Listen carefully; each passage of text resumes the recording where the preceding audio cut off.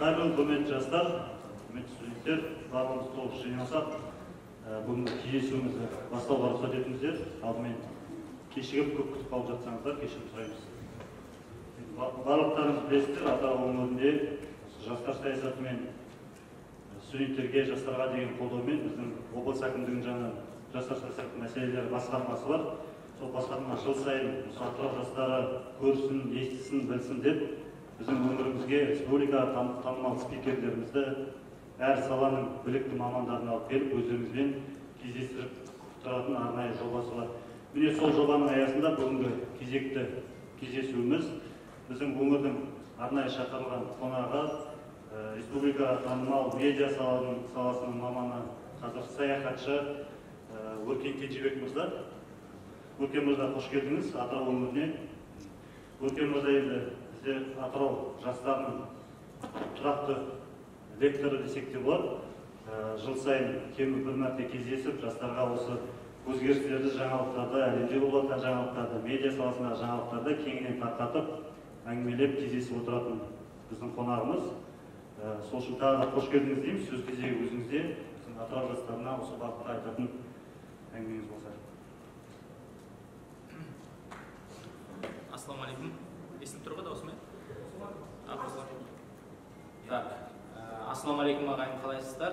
Енді титрге қарасаңыздар, енді блогер, саяхатшы дейді, 35 жыл өмір сүрген кездегі енді жеткен атақтар жыл осы болса енді күлесіп жылайсыз ба деп айтқан, бұл ирония, енді мен кішкене қаймайтын тәсілім сондай. Саяхатшы деген қаңғыбас секілді естіледі, қазақта кішкене саяхатшы дегенді түсінбейді. Мысалы, мен осы кезге шейін Яков Федоров деген досым екеуміз, мен 45 елді араласам, Яков 58 елде болды. Басында біз қаңғыбас, жиһангез блогерлер, қаңғыбастарды өзіміз атағанбыз. Өйткені қазақ үшін осы түсінік жақынырақ саяхатшы дегеннен көрді. Болмаса блогер деген енді кім қазір? Есентаева да блогер, Кенжебек те блогер, ол Айжан Байзақова да блогер, әйтеуір интернетте кім бар, кім жазады, және әйтеуір бір 10 мыңнан артық адам болса, соны барлығын блогер дейтін болды. Сондықтан да бұл титрда дүниенің барлығы бір адам қызығатындай нәрсе емес, негізі. Бірақ өкінішке қарай осы заманның реалиі сондай, бұл да бір кәсіп, бұл да бір мамандық, бұл да бір ауыз толтырып айтатындай дүниеге айналды. Шахтер деген секілді, токер деген секілді баяғы совет одағында. Менің өзімді таныстыра кететін болсам, жасым 35-те, Тараздамын, Атырауға жиі келетін рас. Осы Нұрлан Құспанның кезінде, басқа басшылардың кезінде біраз келдім, Сарайшықта да болдым. Кеше міне мысалы Құрманғазы ауданында болдым бірінші рет, Исатай ауданында болдым бірінші рет, ал оған дейін Қызылқоғада болғаным бар, Ақкеріш, Махамбеттің басы, Құлсары деген секілді. Негізі Атырау облысында біраз жерді аралаған секілдімін. Енді 10 жылдан бері журналистикада жүрмін, 10 жылдан бері, жоқ 11 жылдан бері блогинг саласында, осы қазақша блогинг саласындағы ардагер деп айтса болатын шығар, Тимур Бекір деген кісі осы жерде жүр. Сол кісі бар, Ашат Ораз бар, осы сіздердің авторитеттер бар, танисыздар, танымайсыздар. Нұрберген Махым деген жігіт бар, Сигма ағай деген кісі бар. Кезінде осыдан 10-12 жыл бұрын, енді олардың танымалдығы, наверное, Қайрат Нұртастың танымалдығынан бірдей болған шығар, осыдан 10 жыл бұрын ойлап қараңыздар. Сондықтан өйткені ол кезде Facebook жоқ болатын, TikTok, Twitter, сіздер білетін қандай ақпарат көздерінің ешқайсысы жоқ болатын, яғни қазақ сферасына келген жоқ. Осыдан 11 жыл бұрын тек қана WordPress.com деген бір жүйе болатын, бәріміз сол жерде жазатынбыз, 500 блогер дұрыс айтқан кезде. И сондай дүниеде міне көріп отырсыздар, қазір әрқайсыларыңызда бір телефоннан, бір әлеуметтік желіден. Қысқасы, әлемде қазір мынандай тенденция болып жатыр, жаман деп айта алмайсың, жақсы деп айта алмайсың. Өзі бүкіл адамзат баласының өркениетін жасаған, мысалы Абай, болмаса жаңағы Ойшыл деген мүсінді қашап шыққан Роден деген анау француздың мүсіншісі болса білмеймін, Мона Лизаны салып шыққан 12 жыл бойы, бір ердің 2 жыл бойы салған қоғымдай, Леонардо да Винчи мысалы. 12 жыл бойы бір картинаны салып шыққан Леонардо да Винчи болсын, бүкіл адамзат өркениетін қалыптастырған авторлардың саны, біреу есептеген болсын, ерінбейді. 250 мың адам екен өзі. Осы біз тұтынатын, мысалы, Мысырдың пирамидасы, Таж-Махалды салған жаңағы архитектор, Қожа Ахмет Яссауи салған жаңағы сәулетші, Абай, Шоқан деген секілді бәрін қосқан кезде адамзат өркениетін қалыптастырған. Хоть какой-то книгасымен, мүсінімен, суретімен, архитектурасымен 200 мың, 250 мың адам екен. Осы 5 жылдық тарихта. Осының барлығын бір ғана сөзбен айтамыз, олар кімдер? Олар авторлар. кітаптың авторы, мүсіннің авторы, картинаның авторы, то есть бір нәрсенің авторы болады ғой.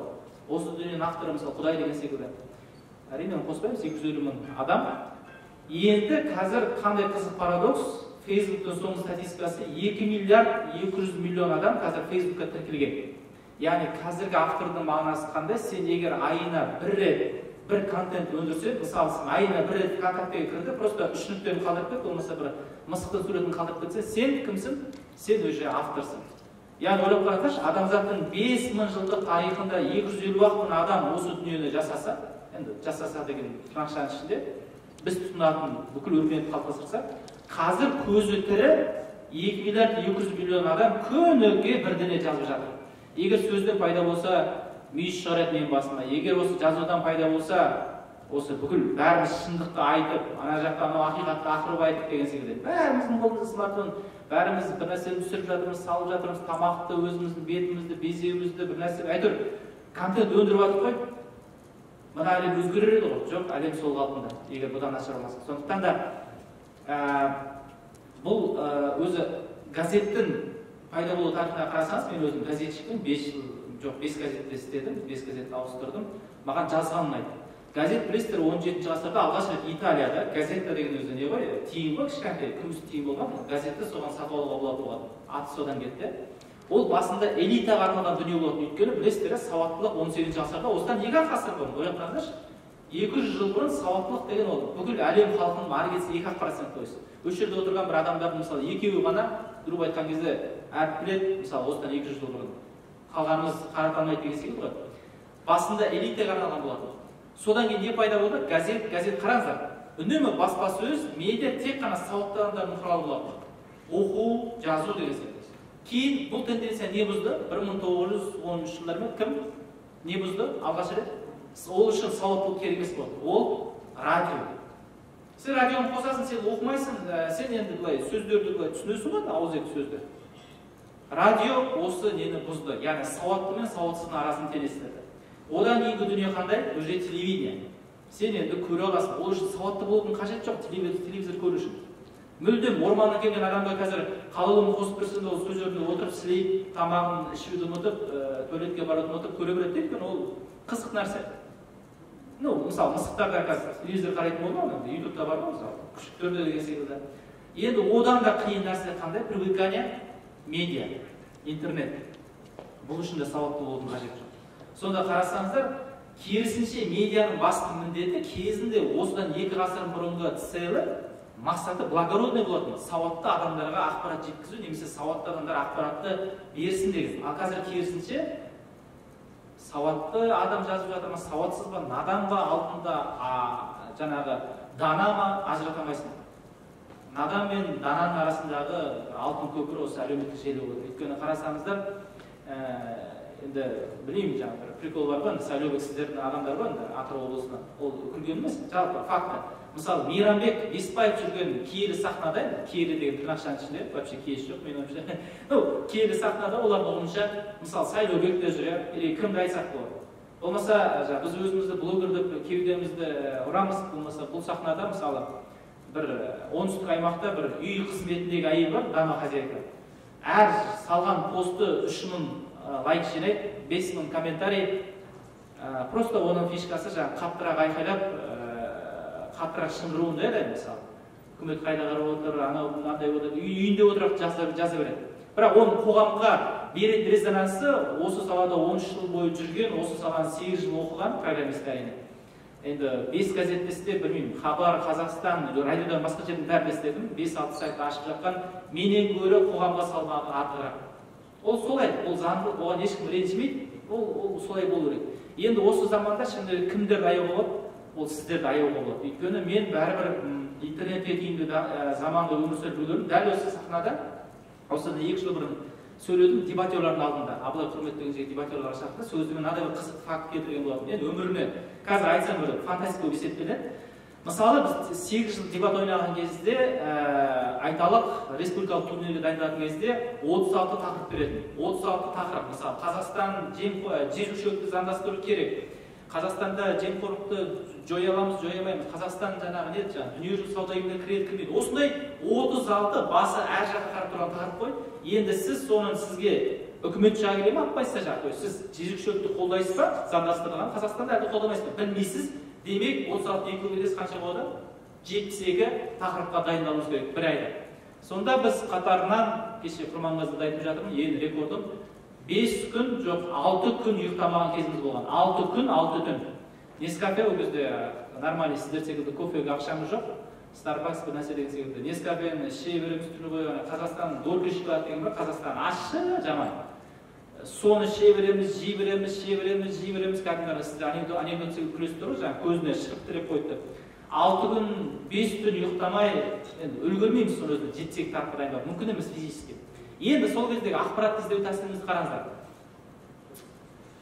Мысалы, Қазақстанда жемқорлық бар ма деген тақырыпты іздеу үшін біз 1 ай, 2 ай бұрын Шоқан Уәлиханов атындағы кітапхана барып, Таразда кім болса біледі. Мысалы, менің партнерім Егемен Қазақстанның 5 жылғы подшивкасын алады, 5 жылға. Наншама, томдары мынандай. Мен жасалаштың мысалы 5 жылғы подшивкасын аламын, содан автоматически Google боламыз, қараңыздар. Тақырып жемқорлыққа. Басынан бастап 5 жылғы жасалаштың подшивкасын оқып шығасың, сонда. Спорт, әдебиет көзінен не ғой? Сканер, жемқорлық. Бір титімдей факт тауып алдыңыз, все, ойбай. Ол кезде айтып қаршы что ксеркс деген нәрсені ойлап тапқан, айтып ксеркс бар, тұтас бет болса ксеркс бар, бір нәрсе жазылсын. Сөйтіп, бір дебатқа дайындаламыз да, біз 5 жылғы ойлап қараңыздаршы, газетті оқып шығатынбыз. Осылай әр дебат мысалы. Әр тақырып бар. Әрине содан кейін де егер өркен басқа блогерлерден сәл артық болса, сол дебат кезіндегі дайындықтан хорошо, что біздің кезде интернет болмады. Хорошо, что біз сол 5 жылғы подшивка газетті көзбен оқыдық. И сол Ж деген әріпті іздейміз, жемқорлық деген сөзді іздейміз, біз басқа да тақырыптар қарап бардық, анекдот, спорттың жаңағы мәдениет, Шахруххан кім бір нәрсе білмеймін енді. Не қызық нәрсе бар, соның бәрін қарап үлгердік. Енді сіздерді аяйын деген нәрсе қандай? Қазір ақпаратты дұрыс іздеу мүмкін емес. Ең бірінші, мысалы мен қазір стористі түсірудің шебері дейді, бір нәрсе дейді, енді жаңағы ақпараттың ішіндегі өзегін таба алудың мастер дейді, көп жерде соны үйретші дейді. Ол әр нәрсені өзегіне қарай білу. Мысалы, Атырау облысы десе, мысалы не нәрсені өзегіне қарау керек. Атырау облысы деген кезде осы мынау көрші Волгоград Ресейге кіріп кеткен еді. Бұрынғы біздің жер ғой, жарайды претензия видео түсіп жатыр, Путин ренжіп жатыр. Саратов деген Саратау деген жер, Сарытау деген жер, Волгоград болсын, Астрахан, Қажытархан деген жер. Бұл Еділ Жайықтың арасы білесіздер ғой, Ноғай қазақ етене араласқан жер. Мысалы, маған почему-то Атырау облысы десе, мына Волгоград облысында қалған Сарай Берке деген қала есіме түседі. Сосын Астрахан қаласында қалған, Астраханнан 130 км-де Сарай Бату деген қала бар. Кәдімгі Батый салдырған қала, ананы Алтын Орданың ханы Берке хан салдырған. Мен мысалы Астанада 12 жылдан бері тұрамын, сосын Нұрсұлтан деген атау ауыстырған кезде, осыдан 2 жыл бұрын, 3 жыл бұрын мен мынадай пост жаздым. Әлі есімде. Неге біз сонша ашуланып жатырмыз Нұрсұлтан атанған Астананың? Егер біздің тарихта Сарай Бату, Сарай Берке деген астаналарымыз болса, Сарай Берке деген Берке хан атына салынған қала, Сарай Бату деген Батый хан атына салынған қала. Ол біздің тарихта болды, қараңыздар. Неге біз ашуланып жатырмыз? Был же такой. Какой-то бірінші бала жатқандай деген секілді, бұған шейін опыт бар ғой деген секілді болады. Енді қараңыздар, посттың екінші шарты қандай? Бірақ біз орта ғасырда емеспіз ғой. Бұның барлығы орта ғасырда болды.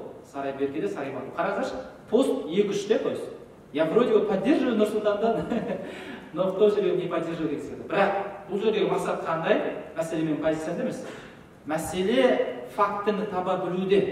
Сіз өзіңіздің сөзіңізге дәлелді қалай қолданасыз, және қалай табасыз, және бастысыз соны қалай қолданасыз, иә? Сарай Берке біздің тарихта болды, бұрылды, бірақ ол орта ғасырда. Ну, как бы, әрі троллинг, әрі факты деген секілді. Мысалы, сарайшық сіздердің Атырау іргесіндегі. То есть, сарайшық деген кезде сіздің миыңызда не тұрады, мысалы, бірінші кезекте, то есть, ең бір мақтанатын фактісі қандай сарайшық, мысалы. То есть, айтайын деген сарайшық туралы қазір сіз Google-да, сразу қазір, нені ашыңыздар, смартфонды, Google-да ашыңыз, Википедияда шығады, Алтын Орданың бір нәрсесі болды, құлдырады, жайықтың суы көтеріліп кетті, сүйек шашылып жатты, қайтадан жинады, бетондарды бір нәрсе, миллион ақпарат табасыздар. Бірақ ең басты ақпарат қандай назар аударады? Қандай? Красная площадь? Иә, соны көшірді дейді. не факт ол енді бір ғалымның тұжырымдамасы қуануға болатын шығар, может быть, ұлы жібек жол. Тек сарайшықта емес, бізде Таразда да болды. Құбырлар бөлімінен қосып. Ең басты назар аударатын факты мен үшін қараңыздар. Мен мысалы бет ақпарат оқимын ғой. Так, қай фактыны негізге алу керек? Ол 11-ші ғасырда сарайшықта, енді ойлап қараңыздар, ол кездегі әлемнің Дубайы, Сингапуры, немесе Гонконгы, Нью-Йоркі болмаса, ол Бағдат болған. Қазір быт болып жатқан Бағдат, Ирактың астанасы. Бағдат ол кезде әлемдегі нөмір 1-ші қала, 10-11 ғасырда араб халифатының астанасы. Сол кезде Бағдаттан кейін әлемдегі плавучий мост, оны енді білмеймін қандай кейіпте болғанын, жүзбелі көпір. Яғни сіз ол кездегі жайықтың көлемін елестете беріңіздер. Мына жақтан қазіргі нелер бар ғой, баржа дейді, понтон дейді, понтонмен мост. Мына жақтағы адамдарды көпірге мінеді да, көпір өзінен өзі жүреді да, келесі жағаға әкеліп тастайды адамдар. Ол кезде мотор болған жоқ, бүкіл ғылым білетін ештеңе болған жоқ. Енді ескекшілер отырып дейдесін тоже басқа сыймайды мысалы. Мың адам отырған астынан, көпірдің астынан қозғалып отырғанда білмейміз қандай технология болған. Бірақ плавучий мост, көпір жүзбелі болған. Әлде арқанмен былай жылжытты ма, рычаг болды ма, механика, қандай система, ешқандай чертеж қалмаған. Маған мысалы осы факт қатты ұнайды. Қызыл Адам, Алтын Орданың астанасы, қазір үйінде ешқандай рух туғызбайды. Бірақ ана фактты естігеніңізде менің как рухым оянады. Мәссаған, міне бізде қалалық өркениет болғанда. Болмаса Түркістан деген қалаға барсаңыздар, қасында 40 км жерде Сауран деген жер жатыр, қала. Сол қалада 15 ғасырда мешіттің 40 метр мұнарасы болған.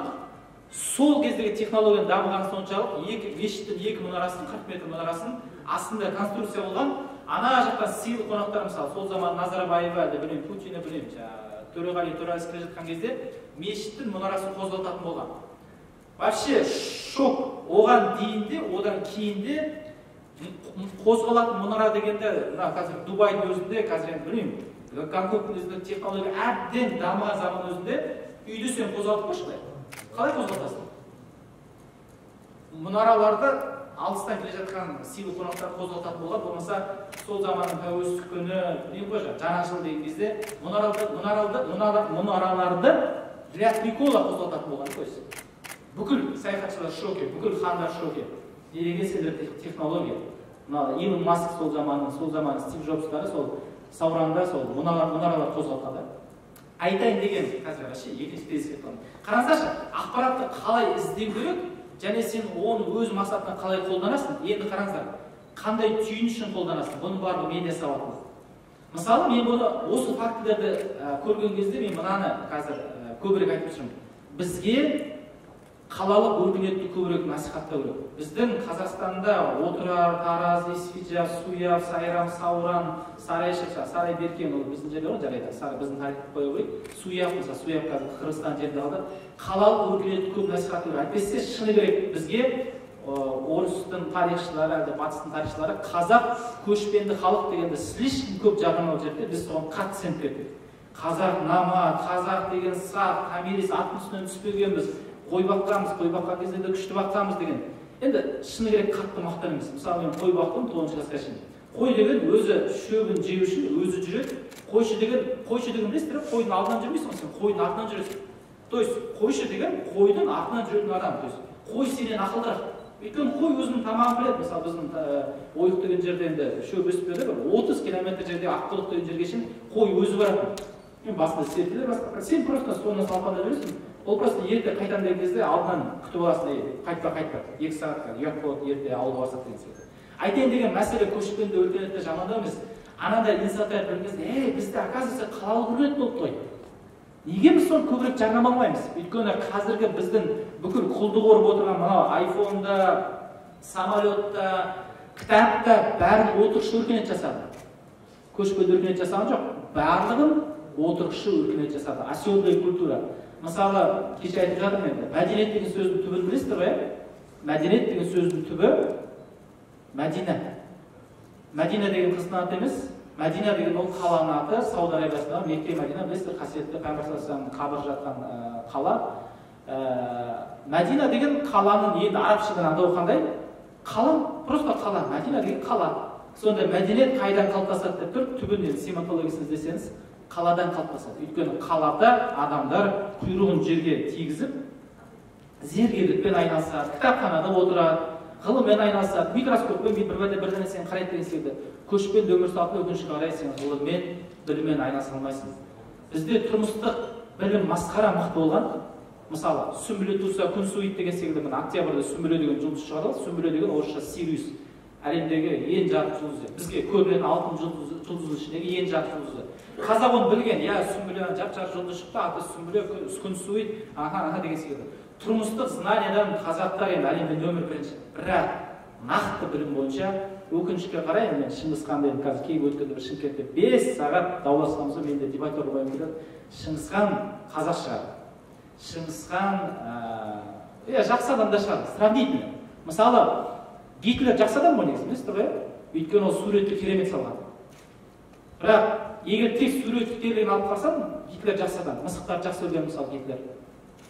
Отдельный качестволарын алып қарасаң жақсы адам. Бірақ 25 миллион адамды өлтіргеннен кейін, әрине оның суреткерлігінде мысықты жақсы көргенде екінші орынға кетіп қалды. Сол секілді Шыңғысхан да жақсы адам шығар, бірақ ең жаман фактісі қандай, оның 13-ші ғасырдан бастап 19-ші ғасырға дейін қашан орыстар немесе орыстың ықпалындағы Жәңгір хан, орыстың ақшасын алып алғаш мектептер ашқанға дейін 5 ғасыр бойы Қазақстанда ғылым мен білім тоқтап қалды. 5 ғасырда ешқандай более-менее нормальный Қазақстанда ғалым шыққан жоқ. Өте бойдақ бір нәрсе деген секілді бір халық емшілер шықты арасында. Қожа Ахмет Яссауи секілді дін ғұламалар шықты. Бірақ нақты ғалым шыққан жоқ. Ал оған дейін болды ғой Қазақстанның тарихында ғалымдар. Қараңыздаршы, 13-ші ғасырда жаңағы мен айтқан қалаларда болды. Үйгенеке, Қашқари, Баласағұни, біздің Тараздан өзінен 30-дан аса тарази шыққан. Еще жай Тараздың ішіндегі ғалымдар емес. Анау жаңағы Бағдад, Дамашқ, Египетте қызмет еткен кәдімгідей. Болмаса Фараб, Әл-Фараби өзінен басқа 50 біз білмейтін Фараби болған. 5 ғасыр сіз ойлап қараңыздаршы, 5 ғасыр ғылым білімнен сіз алыс боласыз да, и сразу мына дәуірге келесіз да. Қалай сіз Қазақстан 30 жылда ел болады, айналайын 5 ғасыр ғылым мен білімнен қалып кетсеңіз. Сізді қазір орманнан тауып алып, білмеймін, Құлсардың ар жағында Ақкершіктен ар жағынан бір даладан тауып алып, сразу 5-ші классқа апарса не болады? Или сразу 4-ші курсқа апарса, еш нәрсені үйретпейді. Сразу дипломный жаздық мысалы. Конечно, тупой еще тупой деген секілді. Сондықтан да біздің міндет мына заманда өте қиын, өйткені ақпарат өте көп, ақпаратты алу, оның ішіндегі дұрысын таңдау өте қиын. Ең қызығы сол ақпаратты өз керегіне жарату өте қиын. Мен бір ғана фактын төндіргенде өзінің ой қорытуды айтып отырмын. Қараңыздар. Атырау облысы десе Сарайберке, Сарайбату есіме түседі. Нұрсұлтанмен байланысында біздің тарихта болған.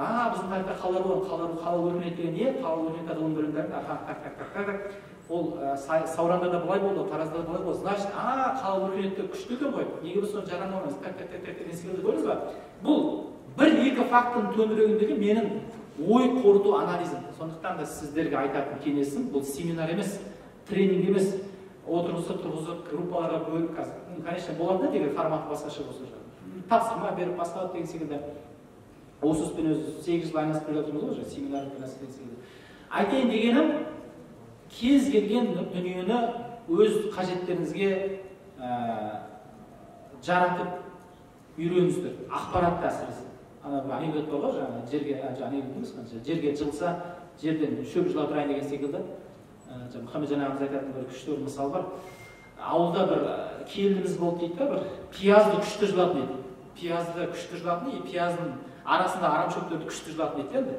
Сосын қалаға көшті дейді, оның отбасы сол кезде ойлады дейді. Мына қалада пияз жоқ қой, қалада арамшөп жоқ қой. Енді қалай күн көрер екен бұл келініміз? Не істер екен деген кезде Алматыдағы ең крутой массажисткалардың бірі болып кетті. Оказывается, пиязды жуудағы, арамшөпті жуудағы қолының ебі бар ғанда. Массажға қолданып кетті дейді. Астанада, Алматыдағы ең крутой массажист болып кетті. Кәдімгідей айлығы біздің көп табады деген секілді. Айтайын деген адамның бойында қабілет, сізге кездесетін ақпарат, сізге кездесетін адам бүкіл сөлін сығып өміріңізде қолдану керек. Екінші дүние медиа сауаттылыққа байланысты. Бұл жаңағы факт-чекинг дейміз бе, қалай айтсақ болады енді, ақпаратты тексеру. Бұл енді менің тақырыбым қазір бұған созылсақ көп келіп қалады, сосын қысқасы қайыруға тырысайын, өйткені сұрақтарға көбіне жауап берсек, Сосын біз қазір 11:30-да бастадық па, 12:30, сәл бір 12:40-та бәрі жақсы болады еді, арғы жұма намаз дейді, оның үстіне бір жарты сағат күтіп қалыңыздар. Факт-чекинг деген бұл ақпаратты тексеру. Мысалы, мен сіздерге журналистикадағы кейбір факттарды айтып кетейін. Енді блогерлер кезінде журналистердің жауы болды ғой. Журналистер тупой, осыларды қалай ашкерлесе халықтың алдына. Сөйтіп, қайбір жылы блогерлер мынандай нәрсе істеді. Мұхтар Мағауин деген жазушыны білесіздер ғой. Сол жазушының Шахан Шер деген романы бар. Әлде повесть жолбарыс туралы, киллер жолбарыс туралы, адам жегіш жолбарыс туралы. Содан өтірік мынандай ақпаратты бір жерге жазды блогқа. Голливуд Мұхтар Мағауиннің Шахан Шер деген повесті бойынша блокбастер түсірмекші. Басты рөлде Қытайдың актері Чо Юнфат ойнайды. Кинонан аты Тайгер Мен, жолбарыс адам. Қазақ алақай қуанды. Бұны хабарлап отырған Hollywood Reporter News деген сайт деп жазды да. Содан ақпарат шықты. Қараңыздар, сол кездегі журналистиканың қатты дамымай жатқан кез ғой, интернеттің заңдылықтарын түсінбейді. Тура бір сағаттан кейін Хабар 24-тің мен жұмыс істеген арнаның бегущий строкасынан кетіп жатыр ғой. Голливуд, ойбай, қазақтың романы бойынша, Мұхтар Мағауин романы бойынша жолбарыс адам деген кино түсіретін болды. Бүкіл Айқын, қандай газет бар, Айгөлек бір нәрсе, бүкіл журнал, газет бәрі сүйінші сұрап жазып жатыр. Ең соңында енді қазір айта берсе болатын шығар, халықаралық Түркістан деген газет бар. Халықаралық үшін рейтингі былай статусы. Сол газет бірінші бетіне осы мақала, осы жаңалықты басты. Еще мақаланы оқысам былай ғой. Біз дейді, әлгі осы жаңалықты жариялаған Hollywood Reporter News, мен қазір атын ұмытып, приблизительно осындай. Сайтқа хабарластық. Сол жерде телефонды алған Майкл Дуглас деген секілді адам бізге бұл хабарды растады. Иә, расымен Голливуд түсірген жатыр. Қараңыздаршы. Изначально 100% мұны ақпарат өтірік болды. Өтірік, шыны керек, Патик дейміз. Шынаты Ернар Бекенов деген блогердің 100% қолдан растырған өтірігі. Hollywood Reporter News деген сайт жоқ, ондай блог жоқ. Мұхтар Мағауин повестін ешқандай кино түсірген жоқ. Оны білмейді Голливудта мысалы. Мен ағылшын тілін аударған да жоқ. Енді өтіріктің үстіне өтірік жамау деген қандай? Ондай сайт жоқ, а сен ол сайтқа хабарласасың.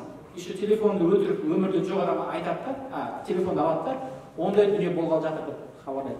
Оны жазған мысалы халықаралық Түркістан газеті. Позор, конечно, но айтайын деп отырған, сол заманнан бері де әрқайсымыз күніге мыңдаған манипуляцияға түсеміз. Әсіресе Атыраудың жұрты почему-то жаңағы вертолетпен коронавирусты сеуіп жатыр. Жаңа мектептегі дезинсекторлар жүрген, мектептегі амал жоқ, қазір офлайн рұқсат берден, балалар тупой оқымас үшін деп. Былтырғы нені өзі масқара білімді алып кетті сапасын. Сабақ біткеннен кейін жаңағы сеуіп жүр ғой, дихлофостар тырнақшаның ішіндегі. Сол нәрсеге енді сенбеушілік, соны WhatsApp-пен таратушылық енді масқара көп айтуға келмейді. Ол тек Атыраудан емес Таразда басқа деген секілді. Енді мысалы сіздер жоғары Халил Досмұхамедов атындағы Атырау мемлекеттік университетінің студенттері көзі ашық, көкірегі ойы азамат ретінде мысалы қалай тойтарыс бере бастар, қалай аргумент айтасыздар соған мысалы. Не айтасыздар? Бағанасы сізде ақпарат бар, болмаса сіздің көзіңіз жетіп тұр, четко бір сомнение бар. Сомнениеңізді қалай жоясыз? Болмаса сол вакцинаға қатысты жаңағы күмәнді, мысалы мен осы қанша енді екінші компонентті 25 күн салдырамын. Неге мен мысалы салдырдым? Белгілі бір дүние, белгілі бір білімнің негізінде ғой. Неге біреу салдырмады? Мысалы, салдырмау мен салдырудың арасындағы айырмашылық білімді ғой. Яғни нақты сен бір нәрсеге көзің жетіп отыр, немесе сүйеніп отырсың. Сондықтан да мына факт-чекинг деген дүниеге өте абай қарау керек. Әсіресе Атырауда өкінішке орай теракт болған қала, білеміз 2011 жылы, 2014-те болды ма, білмеймін, 2011 өзі қиын жыл болды. Жаңаөзен, Атыраудағы теракт, Ақтөбе, Кеңқияқ, Шұбаршы, бәрі қатарынан болды. 9 қатын толғағы бірге келіп деген секілді. Өзі, как раз білесіздер ғой, қай жыл? Тәуелсіздіктің 20 жылды. Өзімен де бір сондай теория қалыптасқан. 2001 жылда Қазақстан үшін өте ауыр жыл болды. 2001 жылы ДВК бір нәрсе, Қазақстанда оппозиция күшейіп, мемлекеттік переворот болайын, анау деп Қазақстанның тәуелсіздігі 20 жылында да мен оны тест деп атаймын, стресс тест дейміз ғой. 20 жылында масқара қиын жыл болды. Құдай сақтасын, осы тәуелсіздіктің 30 жылдығы биыл ешнәрсе болмаса екен. Пандемиядан басқа коронавирус әшейін болып қалды ғой. Құдай сақтасын. Теракті одан гөрі коронавирус болған жақсы. Сондықтан да теракт болған заманда білесіздер, не бір фейк өрбіді. Мысалы, Алматыда теракт болған кезде айталық, жаңағы бір адам емес, 100 адам атып жатыр деген секілді. Кейін сол қызды ұстап алып ДВД-да түсініктеме берді. Мен сондай нәрселерді жақсы көремін, қарағанда. Сол кезде қыздың берген показаниясы айтпақшы, студент қыз былай айтты да, менің көзіме 100 адам болып көрінді. Бір адам жүрген ғой. Бір адам көзіме 100 адам болып көрінді. Шын сөзін айтып отыр. Өйткені оны соттауға болады, 5 жылға просто өзі шын ағынан жарылды, енді жарайды, студент қызды кешірді. Сол секілді, мысалы, Қызылорда облысында білесіздер, осы Атырауда тағы бұған причастен жер реформасы кезінде сіздер Мақсат Боқаев деген кісілер түрмеде жатыр ма, шықты ма білмеймін, қайда жүргенін, шықты ма, болсын. Білесіздер, Атыраудан кейін қайда көтеріліс болды? Көтеріліс болған кезде халық митингіге шықты, Қызылордада. Сол Қызылордада митинг болған кезде бір адамның суреті, бір жігіттің суреті қатты тарады. Ана жігіт бытшыты шығып жерде жатыр, адамдардың аяқтарынан кесіп түсірген, яғни адамның аяқтары тұрып, ана жігіттің түрі былай қазаққа ұқсайды деген, бет аузын бәрі бытшы. Сол суретті қараңыздаршы, бұл енді факт, ренжімейтін шығар, Мақсат Жақау деген. Мақсат Амангелді. Мақсат Амангелді деген, аты Мақсат еді, точно. Ақжол партиясының жастар қанатының жетекшісі, ойлап қараңыздаршы, қазір Нұр Отанның, Жас Отанның басшысы солай айтса. Ақжол партиясының жастар қанатының төрағасы Мақсат деген жігіт алды да өзі Қызылордалық. Қараңыздаршы, адамның бүкіл оқыған өзі саясаттанушы, өзі Ақжол партиясының жастар қанатының төрағасы, вроде опытный жігіт, саясаттанушы жігіт. Ана фото WhatsApp-на келген кезде не істеді, қандай қателік істеді?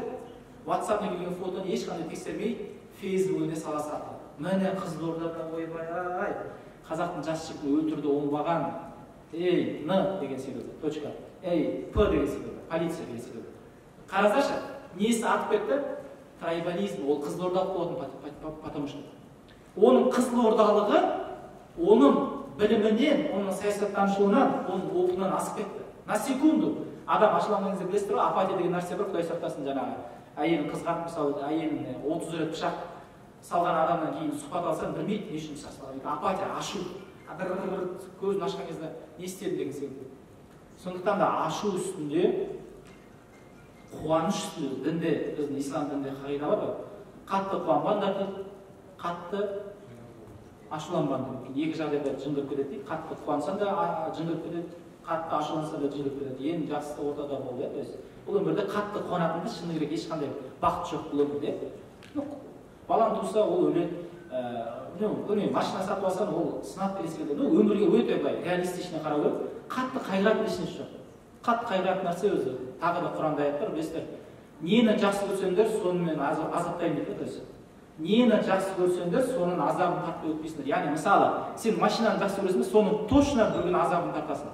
Сен бір қызды жақсы көресің, қыздардан қыз қоймай бір күн жақсы көресің, точно сен бір күн сифилис болсын деген секілді. То есть, бір азабын тартпай қоймайсың. Сосын екінші аят қандай? Құрандағы вообще күшті нәрсе. Кімді жақсы көрсеңдер де содан айырам дейді. Маманы жақсы көрсең де мамандай бір күн кетеді, өзіңді жақсы көрсең де өзіңді бір күн өлесің. Любой өмірге осылай өте пофигистический, жастардың тілімен айтқан кезде өте прагматичный қарау керек. Жаңағы факт чекингке байланысты сөзімді жалғастыратын болсам,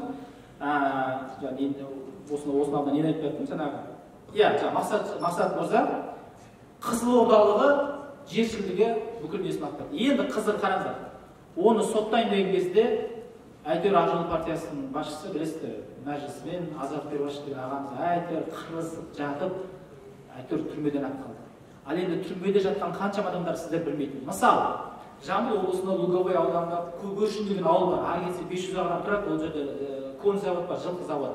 Білмейсіздер ғой ауылды? Көгершін деген ауыл. Кішкентай ауыл, даже мен білмеймін, болмаған ол жерде. Мен неден білемін? Ол жерде бір мектептің мұғалімі іші пысып, сабақтан келеді, мектептің мұғалімі. Серік Ахметов деген бізде премьер-министр болған. Түрмеде болды, қазір түрмеден шықты. Жеді бір нәрсе біле ғой, не факт, не доказано. Сол Серік Ахметов түрмеде асылып өліп қалыпты деген өтірік ақпаратты WhatsApp емес, SMS-пен бір досына жібереді ғой, прикол ұстап. Что-то слишком политический мектеп мұғалім болып тұр ғой, соны ойлап құрастырғандай шығар. Зачем? Ол ақпарат бүкіл Қазақстанды 2 күнде айналып шықты. Серверге бөліп қапты, асылып қапты, асылып қапты. Конечно, өтірік фактор. Мен білуімше, сол жігіт қазір түрмеден шыққанша, 5 жылға бас бостандығынан айырған. Бір SMS.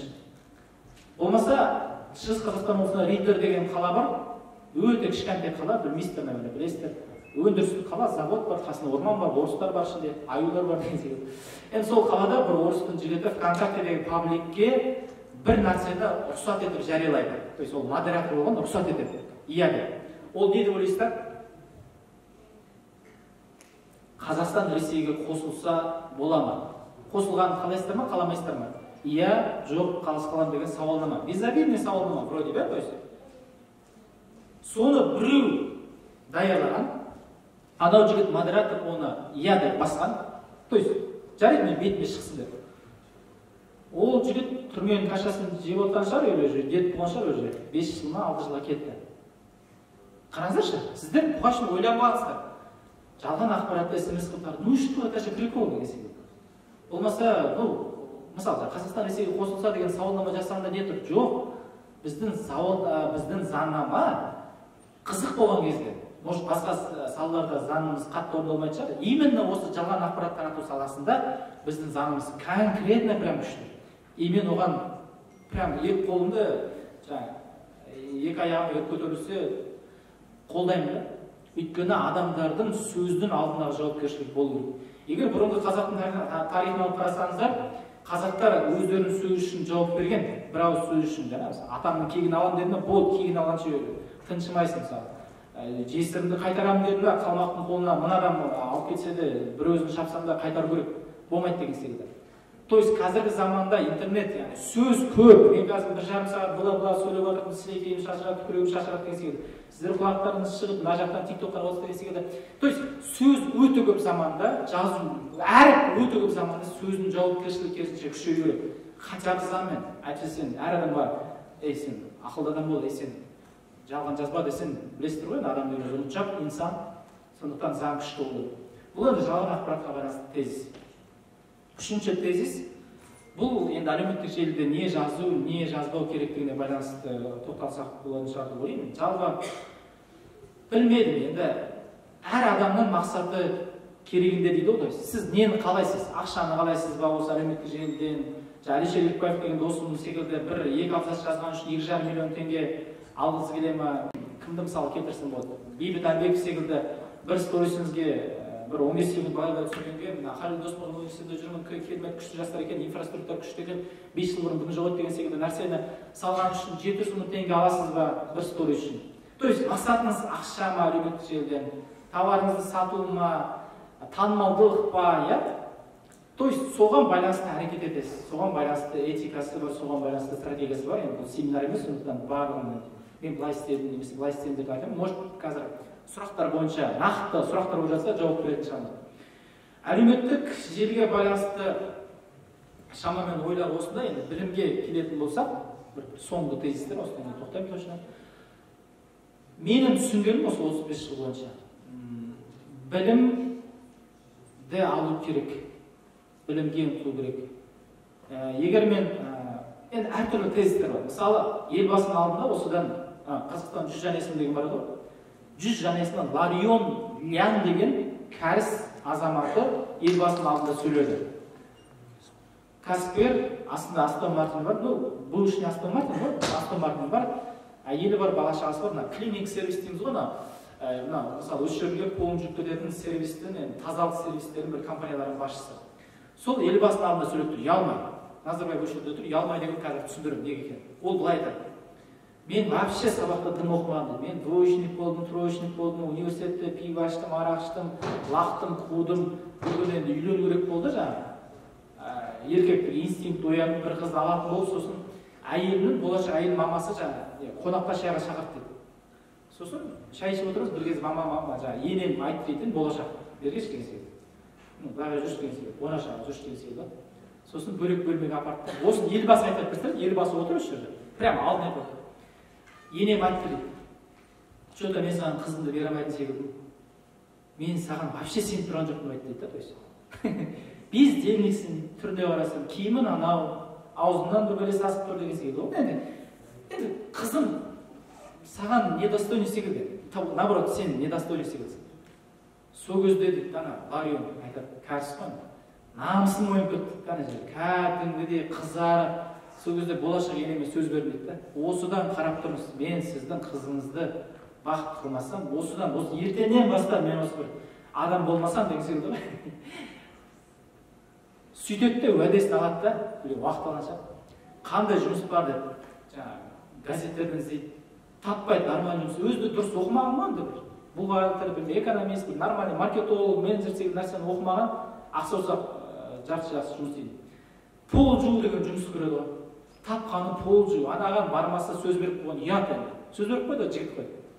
Алады да пол жуады, бүкіл намыс-памысты қойып, полды жуады. Ана бір Түркияның атақты Қуаныш Шымбайдан мысалы бар ғой, жаңағы бір кісіні тоже жұмысқа алады, тазартқыш. Сөйтсе ол тіс щеткасымен жуатқан да, ненше. Туалеттің ішіндегі писсуарларды жаңағы тіс щеткасымен жуған кезде басшы көріп, сен мынаның осынша, мынандай бір лас жұмысты тіс щеткасымен соншалықты кірпиясымен жасайтын болсаң, онда сен басқа жұмысты бұдан да келіп жасайтын шығарсың да, ана бір департаменттің басшысы болып қойған деген бір әфсана бар ғой, бірақ өмірде болған дейді. Айтайын деген, полды жуа берген, полды күшті жуған. Бір күні бір банктың полын жуатын болған, қасына тағы адам алған, соң кейін жаңа банктың басшысы көріп қалды, полды күшті жуатын көріп жүр. Жарым салып жуылмыш, еркек қой, өз басымен. Анау айтқандай, сен мен саған бір жұмыс берейін ба? Осы банктың Қазақстан 15 қаласында филиалы бар. Мен саған қазір заказ берсем, ипін бір нәрсе бар ма? Мен саған ақша берейін. 20 миллион, 30 миллион тек аударсай, Қазақстан 15 қаласындағы банктың филиалын тауып бересің ба? Жуатын адам өзің секілді, кәрістер ме, қазақтар ма десең. Ойбай табам деген ғой. Бүкіл кәріс туысқандарын жинап, Қостанайда қандай кәріс бар, ойбай. Жезқазғанда қандай кәріс бар еді. Хотя қазақ, кәріске ұқсайтын қазақ бар ма деген секілді. 15 қаладан бір адамдарды тауып, сол бірінші заказы сол болған. Енді кеткенде содан аты уже компаниясын басып кетті. Осы елбасы айтып отыр ғой. Өйстіп адам болды ғой деген секілді. Қазақстанның 100 жан есімде сол пол жуатын адам кіріп отыр да мысалы. Оның қасында деймін сен. Мүмкіндік бар оқитын. Менеджерді оқисың ба, маркетолог, құдай білмеймін ғой, мамандықтан, саясаттан, әлеуметтану, бір бәле, туризм. Не оқысаңыздар да, жаңағы Ларион Лян пол жуып жүріп, миллионер болып, Астон Мартин мініп, елбасының алдына кіріп, осы 40 әңгімесін айтып, мен мысалы елбасының қолын алған жоқпын, ол мысалы қолын алып суретке түсіп деген секілді. Одан гөрі нормальный карьера жасау болатын шығар деп айтайын деп отырамын осы мысалда. То есть енді мен мысалыма келетін болсам, мен мектепте жақсы оқыдым, Қызылға, колледжді жақсы оқыдым, Қызылға, кейін университет тастап кеттім. Бірінші триместрден вообще тастап кеттім. Өйткені колледжде оқыған дүниені қайтадан оқыпты, сосын менен 4 жас кіші адамдармен оқыдым. Бізде сондай болатын ол кезде. Колледжді ерте бітірсе, сол мамандық бойынша сразу 2-ші курсқа ма шығып, 3-ші курсқа түсіп кетесің. Грант болған үшін. Өзімнен 2-3 жасар кіші балалар 40 адам оқиды, сен өзің бүйтіп отырсың, шалсың ана жерде. 2 жас білесің ба? Еще сен колледжде оқыған нәрселерді қайтадан бастайды, ағылшын тілін қайтадан бастайды. ABC, жаттаймыз алып деген секілді. Алдында 3-ші курстан кейін, 1-ші триместрден кейін, 3 айдан кейін сабаққа бармай, неде Таразда Абай Құнанбаев атындағы кітапхана бар, сол жерге За рулем деген журналдарда күндіз оқи берем.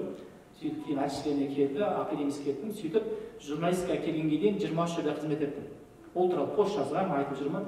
То есть, қараңыздар, өзімнің мамандығым өзіме ұнамады, қанша Қызылға бітіргем.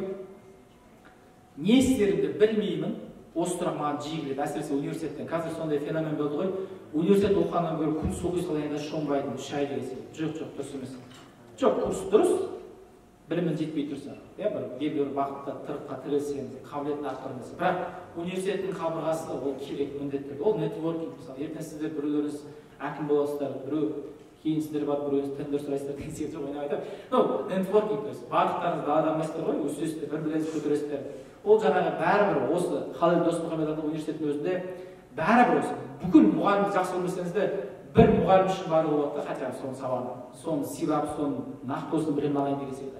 Айтайын деген осы 4 жылдың өзін пайдаға асыру болады. Мен мысалымда қараңыздар, университеттен шығып кеттім, вроде жақсы оқыған, өмір бақи өркен, өмір отличник, и менде де кризис болды. Қандай? Өркен. Сен не істедің? Не істейсің? Өмір бақи отличник, 5-ке оқығансың, маман аяқта талып құлаған, әлесінде отчисление деген қағаздан почтальонды әкелді. Мынандай конверттің ішіне келді, отчисление деген. Маман былай тұрды да, вот былай құлады жерге. Артымен. Артында не тұр башы? Әлесіне кетпейді. Bir 2 ай өкіріп жылады. Әкем айтам, Дархан деген әкем тоншасы көрмейді башы. Ажырасып кетіп қайтқан осылған не қалған ғой, әкемді көргем, содан кейін әкем айтады, не сұмды ғой, сен өмір бақи жақсы оқыдың, мен айтам, әкем менде депрессия, мен не істер білмей кеттім. Әкем айтады, мен 55-темін, қайда деп, менде депрессия жоқ дейді, сенде қайда депрессия дейді. Сол сөз жаттауы ма депрессия деген. Күшті сөз шығады. Сириус деген секілді. Айтайын дегенім, енді осы журналистиканың блогерға саяхатшы дегенге келгенге дейін, мен оны бірден таба салған жоқпын уже. 23 жерде жұмыс істеппін, 2,5 жылда. Ол, мысалы, үйдің қаңырап қалған үйлерді бұзу, кірпішін сату, лимонад заводына сироп тасу, ол лимонад заводына жұмыс істеп жүрген кезде істей береді, бір күні жаңа бастықтың бірі кеңкелес, шынымен кеңкелес, мен әзілдеп отырған жоқпын, кеңкелес адамы, лимонад, ондай лимонад ішпеңіздер, пожалуйста, арзан лимонадтар болған, буратино деген сияқты. Арзан буратиноның қымбаттау шығар. Сол лимонадты біз сиробын әкелеміз, аяқтан шығады, соны жабар кезде крышкасын, сол крышкасын жабатын автоматта отырады ғой, ішіне түкіреді, жабады, түкіреді, жабады. Мен содан кейін жұмыстан шығып кеттім, ана лимонадты күні көшіп жүргенбіз арқасы. Одан кейін банкте, Альянс банктың кредитін тарату, адам өмірін сақтандыру, одан кейін акиматта жұмыс істеу, жарнама агенттігі, оппозиционный Ақ жол партиясында, адамдарды инвалидке шығаратын комиссияда қағаз толтыру, Құдай-ау, қазір барлығы есіме түспейді. Ағаштарды қырқу, Мика деген ресторанда қарауыл болу, 23 жерге санағам. 23 жерге басымызды тауға барып, тас қорып, акиматтан бастап, қарауылға шейін, кірпіш тасудан бастап, анаған деген секілді. Ең соңында шаршап кетіп, Жамбыл Тараз деген газетке стажер болып болған ғой, өмір бақи программист оқығам, көркем әдебиет мүлдем оқымағам, Шахановтың өлеңдерінен басқа. 6 ай стажер болып, мен жұмыс қылмайды, журналист болмайсың деп. Содан барып Арай деген газетке келіп, қараңыздаршы, қазақтың трайбализм пайдасы. Мені көкшегөз болғаным үшін, ұлы жүздің ішінде ыстың ішінде көкшегөз деген ру бар. Ана бас редактордың көкшегөз болады, анам жылап келді. Мына Өркен деген баламыз, в общем, адам болмайтын болды. В общем, бітті. Көкшегөзсіңдер ғой, көкшегөз. Бір факты ғой, трайбализм маған пайдасы деген жер. Газетке алшы осыны, бірден қарауыл боласың ба, уборщик боласың ба. Сонымен әйтеуір штатқа кіргенмін, көкшегөз деген пайдасы. Білім үшін алған жоқ мен жұмысқа. Тәуекел мүсіріміз бізден красавчиктер. Ыңға тіліміз келмейді, радиода істемейміз. Көкшегөз деген пайдасы тиіп, әйтеуір сол жерде жүріп, бірақ бір күні миым жұмыс істеді ғой. Қалай? Мақала жазам. Болатбек Жан деген ағамыз марқұм қайтыс болып кетті енді былтыр коронавирустан. Мына мақала жазған кезде қып-қызылады, былай жинап, бетіне лақтырады. Мысалы, ол кісі мынадай болатын да, сенің бір қателік үшін саған 3 сағат ұрсатын, 3 сағат саған ұрсап, бірақ 3 сағат ұрсқаннан кейін ренжейін деп сыртқа шыққаннан кейін ренжи алмайсың екен. Саған точно сөздерді айтып ұрсатын, ондай адам, олай ұрсатын адамды көре алған жоқ. Мен мысалы әйеліме солай ұрсым деп, бірақ әлі ондай сөз тауып жүрмін, ойнап айтайын. Мысалы, сен қате жібересің ғой, саған ешқашан наданды ұрыспайтын. Мысалы, ешек, мал, надан десе ренжіп қаласың ғой. А саған, сауатсыз, миғұла, ана әріптің несін білмейтін миғұла деген саған бір сөздерді точно тауып айтайын деген қараңдаршы. 3 сағат ұрысқаннан кейін сен патты отырып жылайын десең жылаймайсың, ренжимайсың, потому что сен точно ұрысқанда саған ше. Сауатсыз екен рас. Надан десең надан екен рас, бір сөзін айырмасын. Содан кейін мен осы ұрыстардан кейін ойландым ғой, Өркен что-то совсем болмай кетті. Содан кейін барып қанша 22 жасында ма, Абай жолын қайттан оқып, Әбішкеге барып қайттан оқып, так. Қараңдаршы, преимуществоны іздеу деген неден бастады. Мен программист едім ғой. Қарасам, журналистердің көбісі қағазбен, ол кезде білесіздер, қолмен жазады, параққа, сосын машинист деген адам болатын жаңа. Сол үшін арнайы бір адам айлық алып отыр. Секретар дейміз ғой жаңа. Оны негізінен тереді компьютермен. Енді үлкен журналистер бар. Өркен тоқта, сенің конкурентің преимуществоң қай жерде? 8 жыл сен программист оқыдың ғой, компьютер шашасың ғой. Сен басқалар анау Word-ты былай курсормен, мышкамен бүйтіп жабайын өткенде сен білесің ғой, Ctrl F4-мен бас салуға болады. 1 миллисекунд секунд сен болсын ана адамнан программист оқыған адамнан гөрі жылдамсың ғой. Пайдаға асырсаң өркен. Білесің ғой. Уже кітаптермен Word жабыстырасың. Өркен сен интернет білесің, қалғандардың барлығы әдебиет, қазақтың қыздары қайда барады деп жүрген кезде сен интернет, Сингапур қалай дамып кетті деген жаздың мысалы. Болмаса Тесла, Никола Тесла қалай өмір сүрді. Болмаса Леонардо да Винчидің ұйқы режимі. Алғаш рет Жамбыл облысының Арай газетінде Леонардо да Винчи деген вообще кім деп жүрген адамдар бар. Оның ұйқы режимі кімдерге қызық болу керек деген интернет тауып алдым. Әр 2 сағат сайын Леонардо да Винчи 15 минуттан ұйықтап отырған, әрбір 2 сағат сайын 15 минуттан ұйықтап отырған, осы жерде кейбір адамдар секілді. Сөйтіп 80 жыл өмір сүрген кезінде ол адамның өмірінің продуктивності сондай, 150 жыл өмір сүрген адамның өмірімен тең жұмысты жасағанда, яғни өмірін реттеген соншалық, әр 2 сағат сайын 15 минутқа, әрине ол мүмкін емес. Леонардо да Винчи болмаса, Алла Тағала сондай қажыры берген. Наполеонды мысал келтірді, 4 сағат ұйықтағанда. Мен попробую, конечно, 2 күн, потом Наполеон атын ұмытып қалдым, өзімнің атын. Көп адамға мүмкін емес. Айтайын деген, қараңыздаршы, бұл жерде мақтану емес, ойбай, өркен, күшті, жоқ. Мәселе, мен қателестім, сіздер де қателесесіздер. Ол нормальный нәрсе. Осы университетті тастап кетесіздер ма, білмеймін. Осы жерде жүріп бала туып қойсаңдар, неше түрлі нәрсе болуы мүмкін, Құдай сақтасын, иә, дұрыс. Құдай сақтасын. Сақтасын, сақтамасын, әйтеуір қателесесіздер. Ол точно адамның өзі бұл өмірдегі миссиясы қандай? Адамның өмірі надандықпен алысып өту. Сіз өмірге надан болып келесіз, бала кезде сіз білмейсіз ғой, мысалы, ыстық шайнек тұрып, мамаңыз айтады, фай, тиіспе, сен надансың ғой, тупойсың ғой. Барасынан бір күн ұстайсың, сосын сен ақылды боласың өзі. Мынау фай, болмайды, өмір бақи сен ыстық шайнек ұстамайсың. Көрдіңіз бе? Қателік жасадыңыз, тәжірибе алдыңыз, ары қарай ақылды болдыңыз. Мысалы, тісіңізді, мен мысалы, осы кезге шейін тісімді былай жуатынмын, потому что ерінемін. А потом биылдан бастап шыны керек, жоғары төмен, астынан жоғары төмен, 3 минут таймер деген секілді. Ол да надандық болатын. Надандықпен күресіп жүрді. Көрдіңіз бе? Тісті жуудан бастап, ол жаңа өз саласының кәсібі, маманы, спеці, Нұсреті, Қуаныш Шыңбай, Марғұлан Сейсенбай болғанға дейін, ол да надандықпен алысу. Сондықтан да, жаңа мысалды айтайын деп тұрсыз, қателік жасадым, сабақ ал, қателік деген ойлан. Менің әлсіздігім қай жерде, күшті жерім қай жерде, соны күшейтейін деген секілді. Содан кейін ары қарай енді нәтиже болады міндетті түрде. Осы мысалы кешеден бір айтып жатырмын, мәселе уже сағат 12-ден 16-ға кетіп қалды, қазір сұрақтарға уақыт керек. Мынадай нәрсені айтып жатырмын. Енді бұл не для видео еді, өйткені адамдардың аттарын мысалы келтірсем бір түрлі енді. Мысалы біздің кітабымызда білесіздер ғой, Алла Тағала әділмін дейді, то есть әділ. Осы жер бетіндегі ең әділ адамды алып келді, одан да әділ атылай. Енді қараңыздар, осы принципке сүйенсеңіздер, сіздің өмірлеріңіз жеңілдейді. Әділ деген принцип қандай? Өте дөрекі мысал, Головкин деген жігіт бар еді, бокстаса. Сол Головкин мысалы мұсылман емес. Өте дөрекі түсінікпен қарашы, қазақ емес бай қарашы, қазақ емес, орыс деген. Бірақ ол грушаны көбірек ұрған сайын, спорт залда сол қазақ немесе мұсылман боксшыдан спорт залда 1 сағат артта, то есть 1 сағат көбірек қалса, 1 сағатқа грушаны көбірек ұрса не істейді? Алла Тағала әділ, ол мұсылман болмаса да, ол қазақ болмаса да не істейді?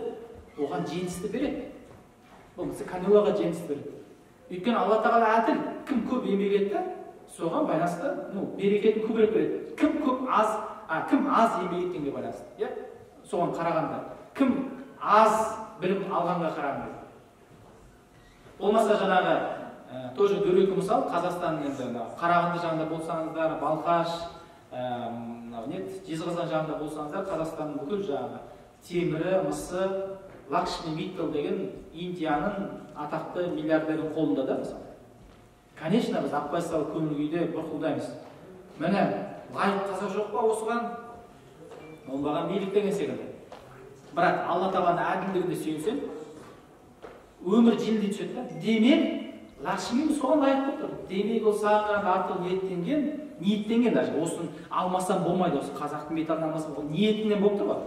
Соған сай білім алған, соған сай еңбектенген, соған сай жолын тапқан, пока сол лайық болып тұр. Пока сіз біздің арамыздан осы металлургияны оқисыздар ма, мен білмеймін енді. Жалпы енді кәсіп, менеджмент оқып жатсаңыздар, пока сіздерден араларыңыздан лайықтарымыз шықпайынша, ол қазақтың металлына мысалы үндінің мен Индиямен ең жақсы көретін елім, ничего против не имею, просто үндінің адамы қазақтың байлығына ие болған. Оған солай өте философически қарау керек. Анау күнәлі, мынау күнәлі, оңбаған анау, оңбаған мынау емес. Алла Тағала әділ деген. Сондықтан да осы принципке салсаңыз да кез келген адамның шансы бар. Сіз кедей отбасыдан шықсаңыз да, бай отбасыдан шықсаңыз да, сәл тупой болып келсеңіз де, ақылды болып келсеңіз де, осы принципке салсаңыз, кез келген адамның бұл өмірде сыйы бар, сол сыйды ашып көреді. Мысалы, мен солақаймын, мен айтайын деп отырмын, жаңағы бағана қателікті зерттеп ойлайсыз ба? Егер мен негізі адаспай, әу басынан, егер мен осы білімді білген кезде әу басынан, мүмкін мен солақайлығыма назар аударатын едім. Менен жақсы суретші шығатын еді, болмаса жақсы хирург шығатын еді. Білесіздер, көп мықты хирургтар, атақты Пирогов деген хирург болған, солақай болды. Білмеймін, ебі бар екен. Бірақ солақайлар білесіздер, адамдардан, оңқай адамдардан гөрі аз өмір сүреді. Неге? Өйткені бұл өмірдегі көп нәрсе оңқайларға негізделген. Мысалы, станоктар мысалы. Солақайлар не бар дейміз, қолын кесіп кетеді деген секілді білесіз. Сол қырымен жатасың, сол қырымен жатуға білесіздер, жүрекке давление, оң қырымен жату керек. Солақайлар наоборот сол қырымен жатқысы келеді. Солақайлар білесіздер, сол аяқ жүреді мен вообще, сол аяқ ведущий. Айтайын деген, осы мысалы мен солақайлығым уже әлем процентінде, әлем халқының 10% солақай. Аха, уже мен уникальныйсың. Мен бетімде мысалы қалдар көп болса мысалы, мен бетімде бір 4 қал бар екен, санадым. Так, бұл қалдар мен істеуі бар. Так. Қалай пайдаға асыруға болады. То есть айтайын дегенім, сенің бойында қандай ерекшелік бар? Солақайсың ба, оңқайсың ба, қалың көп па, жоқ па, ұшқалақсың ба, жоғалда бір жерде отырып істей аласың ба? Сен біреуге сұрақ қойып, мысалы, ол адамның жауабын күтпей, өзің жауап беріп тастайсың ба, жоғалда біреудің сөзін бөлмей тыңдай аласың ба? Сен сыр сақтай аласың ба, сақтай алмайсың ба? Осы миллион сен адамды, мысалы, сен уникальный, өркен, Айбек, Абзал, Марусия тұрған миллиондаған қырым бар ғой, соны ләжі болса ертерек танысаң, ләжі болса ертерек мына өмірде жолын ашылады да, бағын ашылады. Алла Тағаланың өзі құпиясы да сол ғой, сені бір жұмбақ затты жаратты, өзін жұмбақсың ғой. Әке шешен де білмейді, мұғалім де білмей кетеді сол күйі сені. Өзінің жұмбағын шешуің керек. Мынау Максим Шевченко деген орыстың атақты журналисті бар, мен қатты өзім көмір тұтатынмын кезінде. ОРТ-да журналист болды, сол Алматы қаласында осы мектеп оқушыларын кездескен. Ол атақты журналистің Тина Канделакимен, Собчакпен, Ксения Собчакпен дауласады. Ана дауласкер болған кезде обязательно қараңдаршы. Максим Шевченко деген, әсіресе мұсылман қыздардың хиджабына байланысты өте жақсы пікір айтатын православ өзі христиан журналист. Сол неде келіп жатыр ғой жаңағы. Алматы қаласында мектеп оқушыларын кездесіп жатыр. Мектептің оқушысы 6-шы кластың оқушысы былай сұрақ қойды да, қазір ондай сұрақ қоймаңыздар енді. Бірақ өте қызық сұрақ. Қандай? Осы адамның бұл өмірге келгендегі мақсаты қандай дейді. Бағасын детский сұрақ қойды 6-шы кластың оқушысы. Ана кісі не деп жауап берді ойлайсыздар? Сендердің кітаптарында жазылып тұр ғой, адамды жаратудағы мақсаты кітап деген Құранда айтылған. Адамды жаратудағы мақсат қандай? Бір-бірлеріңді тану үшін. Ұлттар мен ұлыстарға бөлдім, бір-бірлеріңді тануларын үшін дейді. Біз енді ұлт пен ұлысты бөлеміз, ол аят баған жақсы, конечно, саяхатшы. Ол не үшін болып үшін, өркен ақшаны құртып, машина алмайсың ба деген кезде, айтты ғой, ұлттар мен ұлыстарды білдім. Мен Албанияны көріп айтайын, олар қандай ұлт екендігі секілді. Черногорияны көріп айтайын, вообще Черногорияны көріп тұр, сол черногориялықтар қандай ұлт екендігі секілді. Әзберден айтып отырмын. Осы аяттың мағынасы қандай? Адамның мақсаты қандай бұл өмірдегі? Бір-бірлеріңді тану үшін, осы сөзді жеке түрде айтсақ қандай? Көпше түрде айтсақ бір-бірлерін тану үшін, жеке түрде айтсақ өзіңді тану үшін. Сен бір жұмбақ адамсың өзің үшін. Сондықтан да кемшіліктеріңізді барынша жасырып, ол нормальный нәрсе төс. Наоборот, қай тұста артықсыз, соған күш салыңыздар. Үйістіп қазір айта берсем, мен өзім дәл 3 күн сөйлей беруге болады, Алпамыс батырдың жыры деген секілді. Пока сіздер ұйықтап, бір тұрып, мен пока сөйлеп атуымдың, өзім ұйықтап қалғанша. Сондықтан да сұрақ қойсаңыздар, сұраққа байланысты, өйткені бізде ары кетсе бір 15-20 минут уақыт қалды, максимум.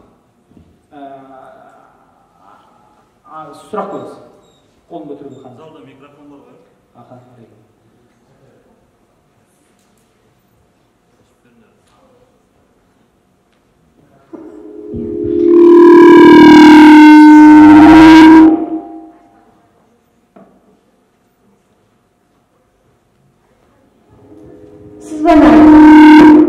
Ayta ver, естілетін сияқты.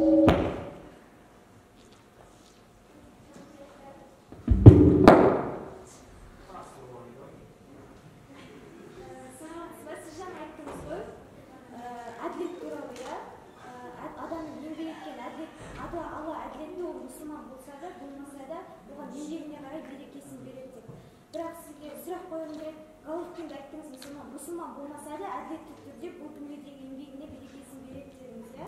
Бірақ оған берекесін бергенімен, оны сонша тырысқан, еңбектенген дүниесі ана дүниеде оның мұсылман еместігін ақтап ала алмайды. Конечно. Сондықтан сонда тек уақытша дүниеге деген еңбектенудің адамға деген қандай пайдасы бар? Осы дүниеде уақытша дүниеге еңбектен, уақытша дүниеге деген еңбектену, оның ана дүниедегі алатын өте керемет сұрақ. Шіркін, мен негізі 2 ауданда 4 кітап алып келген болатын. Қуаныш Шымбай екінші болмаса, Данияр Жігітбектің лайфхактары, Бақытжан Қырлайдың күміс кітабы, сосын Дмитрий Петровтың ақылалардың дөрекі. Өкінішке қарай, сіздер Атырауда тұрасыздар ғой, кітап дүкені бар, меломан басшылар.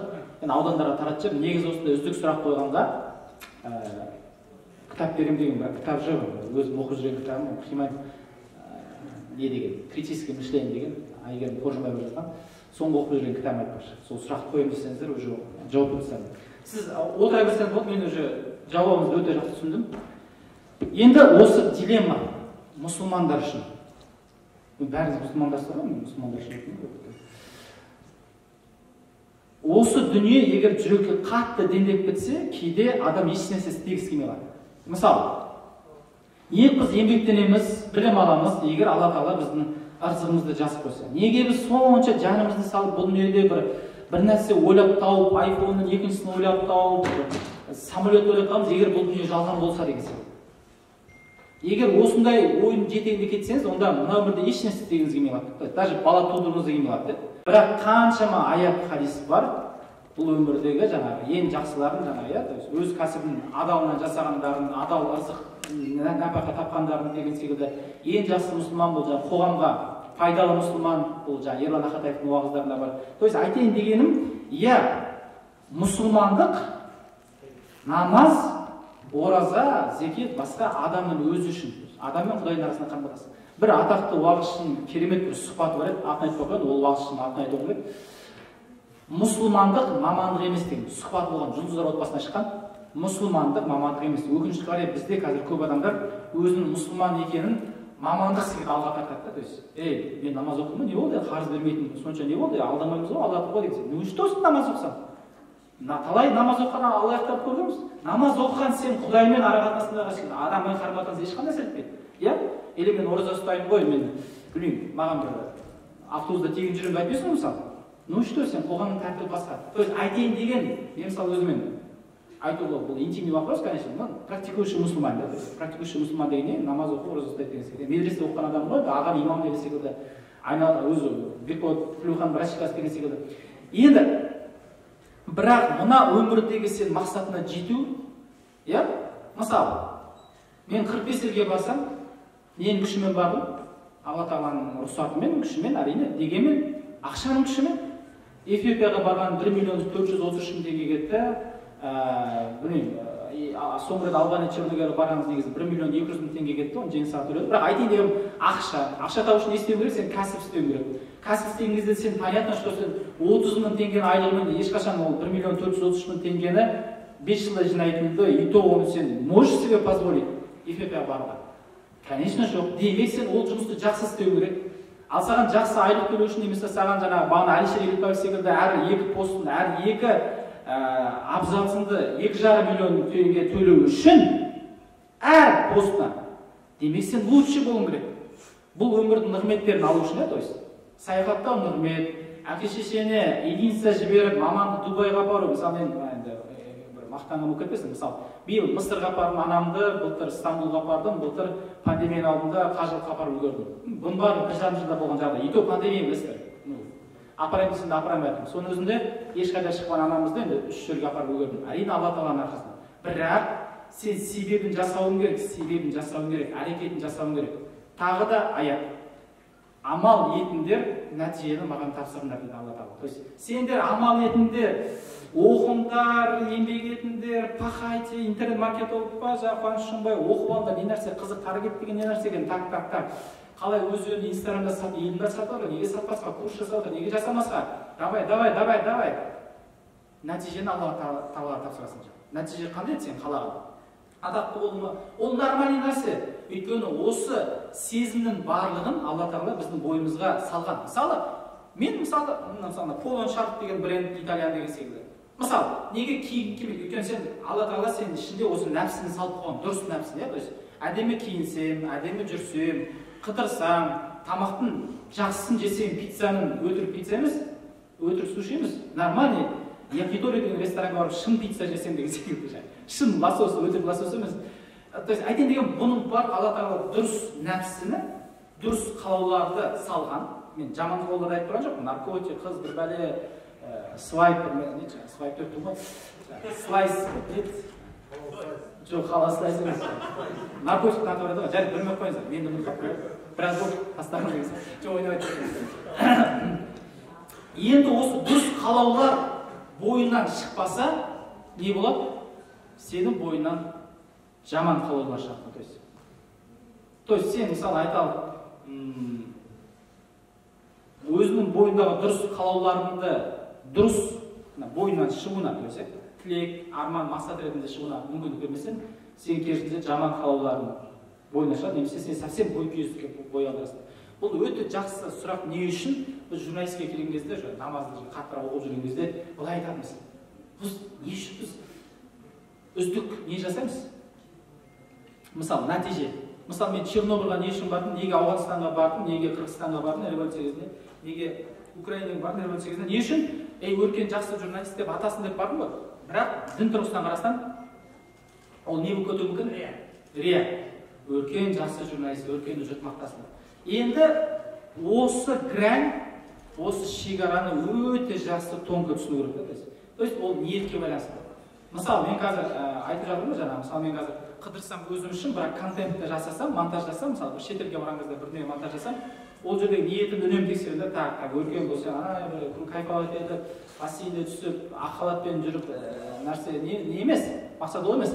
Мақсат, мысалы, Албанияның Әнвар Қожа деген билеушісін білсін, 7 сторис бі Әнвар Қожаны айтып шықтым, бүкіл жамандығын 41 жыл елді билеген, 750 бункерді салған, 600 мешітті қиратқан, білсін, осы бір алған ақпараттың бағана сарай берке, сарай бату деген секілді, мына адамдар миына бір информация алып, может, соны бір нәрсемен байланыстырады. Может, Әнвар Қожаның сіздердің өмірлеріңізде Албанияның тарихындағы, бізден 3000 км алыста жатыр, Албанияның тарихындағы бір персонажын сіздің өміріңізде бір пайдасы тиетін шығар. Возможно.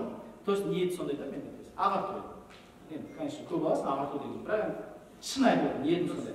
Сондықтан да қарындасым, деп айтсам болып жүрмін, мақсат или, то есть, бұл жердегі проблема ниетте. Қандай бағана айттым ба, әркім өз мақсаты керегінде, әркім өз іздеген табады деген сөз бар. Ниетіңізді үнемі дұрыстап отырсаңыздар, Алла Тағала жаңа Астон Мартин мінсеңіз де, білмеймін, Марва Сейсенбай секілді 2 миллиард, 6 миллиард долларыңыз болса да, конечно 6 миллиард жоқ қазір, дегенмен 6 миллиард доллар болсаңыздар, ол жаңағы мұсылманшылығыңызға, сіздің иманыңызға ешқандай әсерін тигізбейді деп ойлаймын. Керісінше, қазір білесіздер, Қуаныш Шонбай бәрін айтатын қандай, ақша ол жай ғана құрал. Сен мысалы ақшам болды, мешіт сал, ақшам болды, көпір сал, құрал. Сенде ол жоқ, проблема жоқ. Проблема жоқ, ақшам жоқ болса ешқандай проблема жоқ. Проблема болу мүмкін, совсем. Ақшам бар болды, сен бір белгілі мәселелерді шештің, то есть. Мысалы, мектеп салдың, Айдар Ақбаев секілді, Айғанат деген секілді, болмаса Айдар Ақбаев секілді кеше көріңіздер, сұхбатын обязательно көріңіздер, соңғы YouTube-тың трендінде жүр ғой жаңағы. Рыбаков деген орыстың миллиардеріне берген сұхбаты, Рыбаков қалтасына сразу, қалтасына емес, 100 000 доллар берді, аналар үй деген проектке ше. Мысалы, ақша құрал егер болса, болмаса, барымен Алла Тағаланың берген ризығымен өмір сүре бересің, дәм тұзын таусылғанша өлмейсің, но өмір сүресің. Ақшам болса, көп нәрсені істеуге болады. Бұл өмірдегі, нығметке, еді бұл өмірдегі. Өйткені біз айтпашы, бір факты қандай, қазір адам өмірі қанша бөліктен тұрады, білесіздер ғой? 4 өмір бар. Қандай? Жатырда. Былай, ол діни неге кірмек, былай, өте былай, не кірсе? Былай, жатырда өмір 9 ай, сол үшін кәрістер адамның өмір жасында 9 айды қосып есептейді. Мысалы, қазір 35-тен бар, октябрьда 36 аталым, значит, мен уже 36-тын, егер кәріс болса. Сол үшін қазақтарда қандай? Мүшел жас. 13 қой, 12 емес, бір жылды қосады. 12-ге. Екінші өмір, мына өмір, одан кейін қандай өмір? Мына өмір. Онлайн өмір. Бұл уже ғалымдардың соңғы теоремасы бойынша мынау уже өмір саналады. Неге өмір саналады? Потому что мен соңғы рет Инстаграмға қатты өтіп кетсем, санаймын, бір күнде 12 сағат Инстаграмда отырмын. Инстаграм емес, жалпы WhatsApp, бәрін экранның времени бар, айфонда білесіздер ғой. Ойлап қараңыздаршы, 24 сағаттың 12 сағатында мен ана дүниеде болғанда, то есть онлайн өмірде. Мен как бы отырмын таксиде, бірақ мына өмірде жоқпын, уже ана астрал, ана өмірде жүрмін. ВКонтакте анау мына сторис көріп жатыр, не жазып, да. Болмаса, балам қасында отыр, София тамақ жеп отыр, мен мысалы не болып жатыр, ана өмірге кетіп қалдым. Төртінші өмір білесіздер. Сондықтан да барлық өмірлерімізде жақсы өмір сүрудің жолдарын іздеген дұрыс. О дүние болсын, бұл дүние болсын, онлайн өмір болсын, сауатты өмір сүрудің дұрыс. Жақсы өмір сүрудің. У кого как получается. Давайте, келесі сұрақ. Бізде уақыт шектеулі. Мысалы, сіз мына жалпы Құранда жазылғанда, что ең бірінші адам білім алып оқу керек деген сияқты. Сіз мына айттыңыз, что кейбір мысалы елдер қазіргі таңда әлемді салыстырайық, қандай әлемдер бар? Мұсылман емес әлемдер бар, және мұсылман әлемдер бар.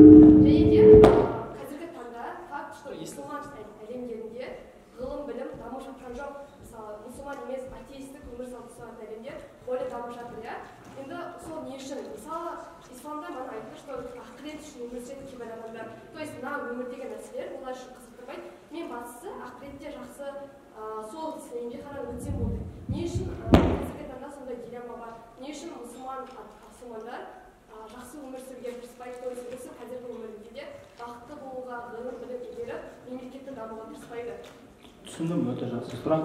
Осы дүниенің барлығы өкінішке қарай, енді мен секілді медреседе 2 жыл оқыған, немесе ағасы имам, немесе айналасында бекболат оқыған секілді адамдар екен. Шыны керек, аптасына бір рет ағамызға кіріп шығамын. Ерлан Қарин секілді президенттің кеңесшісі, мысалы, Ерлан ағамызбен стористерден кім көріп жүрсіздер ғой, осыдан 2 күн бұрын Әлішер Елікбаев, Динар Сәтжан үшеуміз отырып, оны алды 2 күн бұрын Ибрахим Ескендірдің арқасында болдық. Біз ойлап қараңыздаршы, президенттің кеңесшісімен сен 2 күн сайын кездесесің да? Конечно, сен одан мемлекетке байланысты негізгі инсайттарды алып отырасың. Әрине, сіздердің достарыңыз президенттің кеңесшісі емес, сіздердің достарыңыз депутат емес, Бекболат аға секілді болсын, Мұхамеджан Тазбек емес, саясат бөліміміз деген секілді. Айтайын дегенім, көп адамда неге мұндай дилемма туындайды? Сол дінді де дұрыс түсінбегендігінен. Тек бір жағын ғана қарастырады. Бағана айттым ғой, мұсылмандық мамандық емес. Бұл мына дүниеде ешнәрсе емес, сол үшін де дін тарихында секталар пайда болған. Қадария, Жабария дейді, мен қазір қателеспесем, мен теолог емеспін. Мысалы, ол қалай? Алла тағала тағдырымызды белгілеп қойды. Все, дым істемейміз. Егер мен арақ ішсем, онда ол менің тағдырым. Алла тағала сөйтіп белгілеп қойды ғой. Егер мен қазір қыздарға барсам, осы лекциядан кейін, значит, мен бара жатырмын. Мен что-то өзім бара жатқан жоқ, мен тағдырым ғой енді деген секілді. Осыдан бір секта пайда болған да, то есть все предопределено, все. Менің волям, менің мақсатым, менің ерік жерім ешқандай рөл ойнамайды. Керісінше екінші секта пайда болған. Қандай? Наоборот. Тағдыр деген, так себе, мен барлығын өзім істеймін. Қазіргі батыс әлеміндегі менталитетке келеді. Человек создатель всего. Адам барлығын өзі істей алады, адам өзінің тағдырын өзгерте алады деген. Ол жерде де кішкене радикализм бар, шындықтың үлесі бар, но ол да қауіпті, ол түсінікті. То есть все, тағдыр деген нәрсе жоқ, ырзық деген нәрсе жоқ. Мен бәрін өзім істеймін. Кінәлі болсам өзім, бақытты болсам өзім. Индивидуализм, негізі батыстық индивидуализм осы келеді. Осы себептен екі секта пайда болған осы. Барлық белгілі, немесе барлық өзім жасаймын деген. Айтайын деп отырған қандай дұрыс нәрсе деген ол ортасын ұстау. Тағдыр бар, бірақ тағдырды өзгертуге болады, иә? Қалай? Қадір түнде неге дұға етпейсіздер? Өйткені қадір түнде сен алдағы бір жылының несін аласың, то есть өткен күнәларына кешірім сұрайсың, и алдағы бір жылына тағдырының өзгеруіне себеп қылуға тырысасың. Өйткені қадір түннің бір ерекшелігі қандай? Тағдырдың өзгеруіне себеп, мысалы.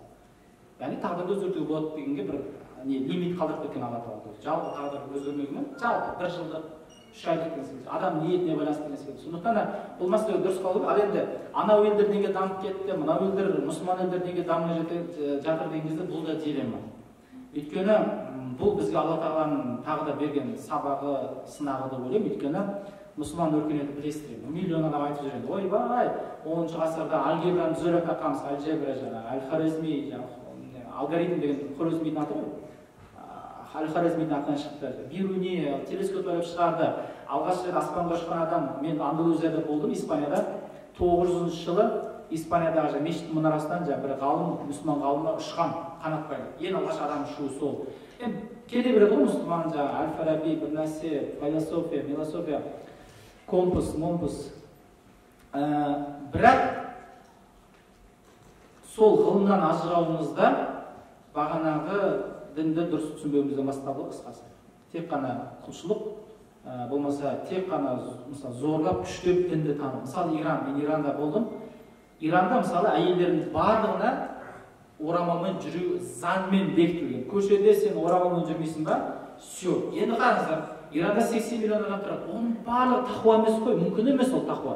Қазақстанда 100 мың адам намаз оқиды, 500 мың адам жұма намазға барады, 2 миллион адам айт намазға барады. 19 миллион адамның 100 мың намаз оқиды.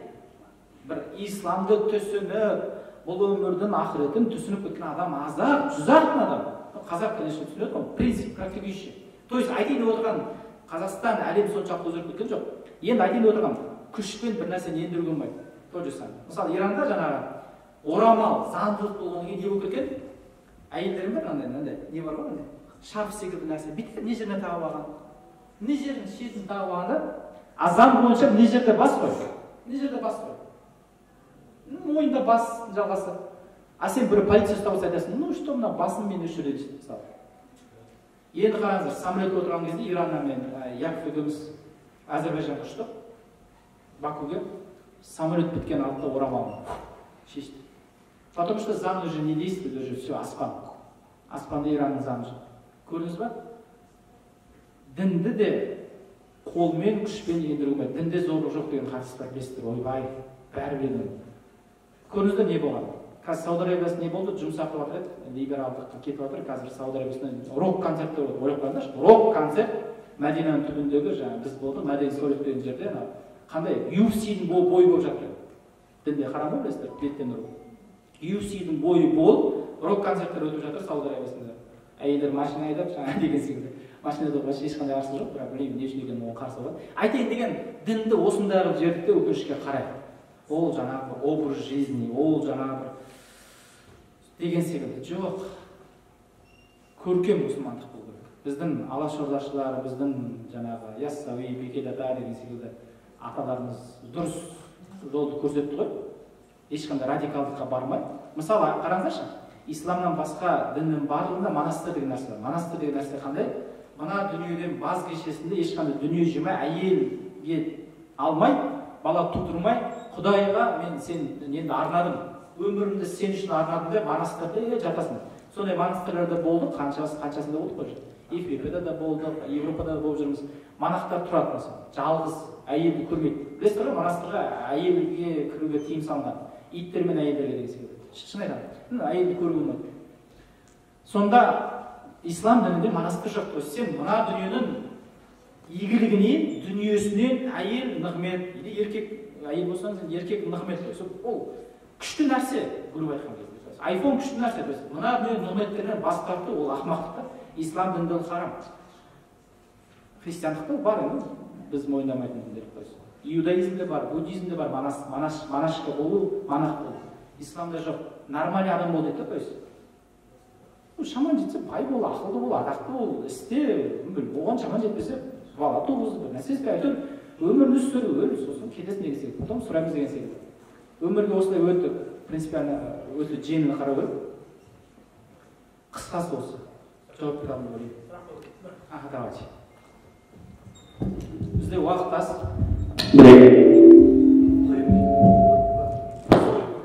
Атырауға қош келдіңіз. Дін мен саясат жөніндегі тақырыптың соңынан жету мүмкін емес қой, өзіңіз білесіз.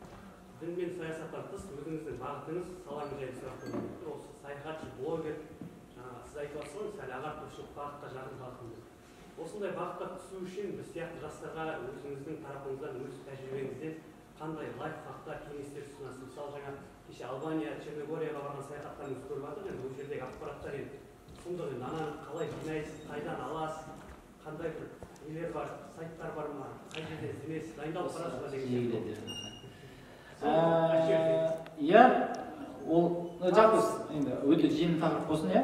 Соңғысы не болып кетті? Теолог болып кетті. Бүгін өзі Атырауда нелер жүр екен ба, ұстаздар жүр екен ба? Сол ұстаздың бірі болып кетті ма? Қабылбек па, Арман Башбек па? Өркен Кенжебектер сақал жабыстыруға қарап. Сақал өсіп кетті, өзгеріп жүрген. Жеңіл сұрақ болса, жеңіл жауап. Саяхатқа мен 45 елде болсам, бәрі сұрайды. Қай ел жақсы, қай ел жақсы? Мен айтамын, жоқ. Бар ел жақсы. Просто оны аша алатын адам керек та, дұрыс. Мысалы, Эфиопияға баратын кезде біз ойладық, мен шыны керек айтып, Эфиопияға бармақ қойшы. Мен дым білмейді екен Эфиопия жайлы. Дым. И мен білмесем, как бы саяхатта жүрмін. Точно контент көруші адамға Эфиопия вообще қызық болмайды деп айтамын. Вообще 3000, то есть 9000 километр бізден алыста жатыр. Африканың ортасында 120 миллион халқы бар. Тілін білмейміз, дінін білмейміз. Не ол Эфиопия? Жоқ. 790 сторис жасадым, 16 күн бойы 50 стористен салып отырдым. Күніге 9 минут монтаждадым. Оразаны әр күнде таңғы 6-ға шейін, күніге 5 сағаттан. Мен мысалы бір прикол айта салайын, хабарда жүрген кезде, телеарнаның басшылары жүр ғой, Қанат Әуесбаев біздің досымыз осы жердегі телеарна басшысы. Хабарда біз бір апталық бағдарламаға сюжетіміз 2,5-3 минут болатын, соны бір апта жасайтынбыз. 3 минуттық сюжетті бір апта жасаймыз. Үйде оператор бар, режиссер бар, сен барсың. Сұхбат 7 күн сонда жетпейді. Үлгере алмай, ұрысып саған 3 минут. Не болды деп. Қазір заман өзгеріп кеткенін айтамын да. Жаңа Эфиопияда мен күніге 9 минуттық сюжет даярдадым. 9 минуттық ешқандай телевизионный программадан кем емес. Сол стендап, сол музыка, сол монтаж, сол әрлеу. Қазір ол стористердің барлығын естіп, асыларына бұрынғы қазіргі тәлім-тәрбиеден беріп жатыр. Байқоңыр беріп жатыр ма, соны білмеймін. Анда-санда Алматы облысы флешкасымен неғып қойдым. Өйткені көретін басқа контент жоқ. Өздері де прикол ұстаған, басында қалай көрсеткен стористі. Бірақ өздері ұсыныс жасаған, мен емес. Мен ұяламын, конечно, стористің телевизорда шығып жатқан. Но факт сондай. Айтайын дегенім, ең біріншіден бағана айтқан 45 елде ешқайсы жаман жер жоқ деген не? Сен баратын еліне бармай жатып ғашық болу керек. Вот жаңа бір қызды көрмей жатып ғашық болу деген секілді жаңа ойланып невозможно отказаться. Кейін прям настрой болады ғой, невозможно анайға бармауды, Албанияға бармасы болмайды. Ол жайлы бәрін оқисың, қызғасың, қызықты фактілерді білесің. Содан кейін сенде мынадай бір қысқасы айтайын деген мынадай ғой. Саяхатта үнемі ожидание реальность деген нәрсе бар. Мынау жапонның туристері кішкене жапон өзі әсершіл халық, жапонның туристерінде японский өзі туристердің ауруы бар, соның біріншісі ауруы қандай? Синдром Эйфеля дейді, ол қандай? Жапонның туристері үшін Париждегі Эйфель мұнарасы тым биік, тым салтанатты, яғни жерге барсаң бір романтика, французский музыка естіліп, ана жерде әдемі француз жындылар бар, бальный көйлекпен жүріп, болады ғой. Сондай естеткенде жапон туристердің слишком воображаемый адамдар, қиял дамытқан. Ал Парижге барсаңыз, Эйфель мұнарасын білесіздер ғой, кәдімгі столбы бар ғой, LED деген бар ғой, линия электропередач, дәу, жоғары вольтты электропередач бар да, тура сол арматура, тура сол қара темір, тура сондай кәдімгі электр баған секілді. Қасында барасың, ешқандай аура жоқ. Оның орнына француздарды көрмейсің, уже Сенегалдың қап-қара дәу иммигранттарына өтірік цепочка сатып тұрады, 5 евроға дружба цепочка, бірнәрсе айтады. Ешқандай аура жоқ. Конечно, ішінде не болады? Ожидание реальность. Сол үшін жапонның туристері ауырып қалды. Ауырып, тамақ ішпей, депрессия кетеді. Екінші туристердің ауруы қандай? Стендал синдромы деп аталады. Стендал деген атақты жазушы болған. Сол Флоренцияда, Испаниядағы, Италиядағы Флоренцияның шіркеуінен шыққан кезде, сол кезде керемет мозаикалар көрген кезде, оны өзі бір кітабында сипаттаған, менде бір не пайда болды дейді. Ана соншама сұлулық көрген кезде, прилив сил, шабыт, қиялым ашылып, воображение есіктері ашылып, чакра 16 жерден ашылып, ашылмайтын жерден ашылып, адамның 9 тесігі бар ғой, білмеймін, 16 тесігі ашылып деген секілді. Соны синдром Стендал дейді, яғни бір нәрседен шабыт алу, бір нәрсе, мәссәғар Париж деген секілді. Или наоборот, айтайын деген, менде сондай нәрсе болмас үшін не істеймін? Ол елге бармастан бұрын сол елге ғашық болып қойылу үшін. Все. Ана елді түсінемін, Индияға барған кезде грязь, быт-шыт, боқ ағып жатыр канализацияны, адамдар туалет ағашын түбінде сиіп жатыр, білмеймін, иттер өліп жатыр, сасып, тамағын ішінен құрт шығып жатыр деген секілді. Нормальный нәрсе. Сен Индияны жақсы көріп тұрсың, потому что жақсы көріп болсын, все. Сол секілді жолдың азабы, Менің досым бар, Жандос Құсайынбек аты айтылсын болып жатыр, атақты режиссер, Жамбыл Жабаев өмірін түсіріп жатыр. Саяхаттаса ақшам менен көп қой деймін ғой. Мен аэропортта самолет күткенім ұнатпаймын дейді, то есть. Ана маркетингте білесіздер ғой, боль деген дүние бар, азап, иә? Сосын рахат деген нәрсе. Мысалы, айфонды алу азапта негізі. 700 мың теңге тұрады. Мен айфон 13 келе жатыр ғой, бұйырса. 700 мың теңге деген боль. Бірақ мына дүниеден алатын ләззат, ана 700 мың теңгеден артық тұрда, то есть. Миллион теңге ләззатын береді. Сол үшін бұл айфон. Егер 500 мың теңге ләззатын берсе, мен алмайтын да, то есть. Зачем? 100 мың теңге уже маған боль болды. Сондықтан да саяхат деген нәрсе қандай? Бұл өзімді іштей дайындау. Сол елді жақсы көруге. Ең бірінші, ең қиын нәрсе, ең қиын жері осы. Қалған нәрсе бару, келу, түсіру, контент, монтаж, шашып, оның проблема жоқ. Оның бәрі адам істеген нәрсе нәрсе. Менің лайфхагым сондай. Любой нәрседе, міне, сарайшықтың егер тарихын білмесем, просто сарайшыққа барып шабыт алған адамды көрдіңіздер ме? Совсем оңбай ақын болмаса енді. Қирап жатқан дала ғой, үйінді ғой. Не шабыт береді? Грандиозды бір нәрсе сақталып па? Ясып қожақ медиасының кезінде сияқты отырып жоқ қой. А сен тарихын білмесең, той сол саған жай ғана құм, тас. Өте қысқа сұрақ болса, өте қысқа жауап беремін. Давайте сіз соңғы сұрақ қойыңыз.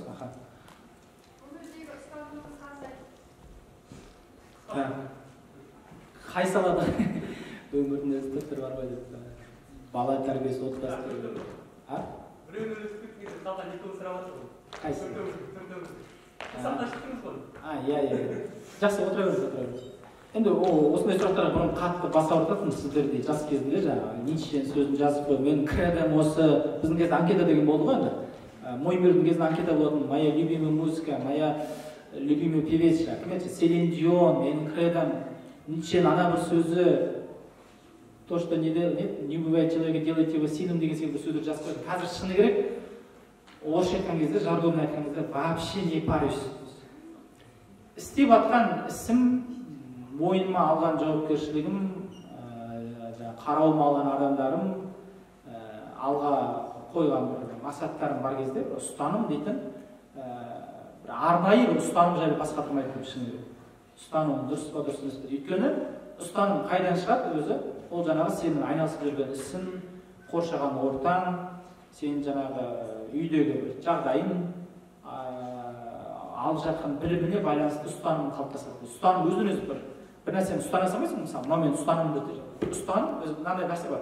Сен бірінші білім аласың, білімнің негізінде бір ұстаным пайда болады. Принцип дейміз ғой мысалы.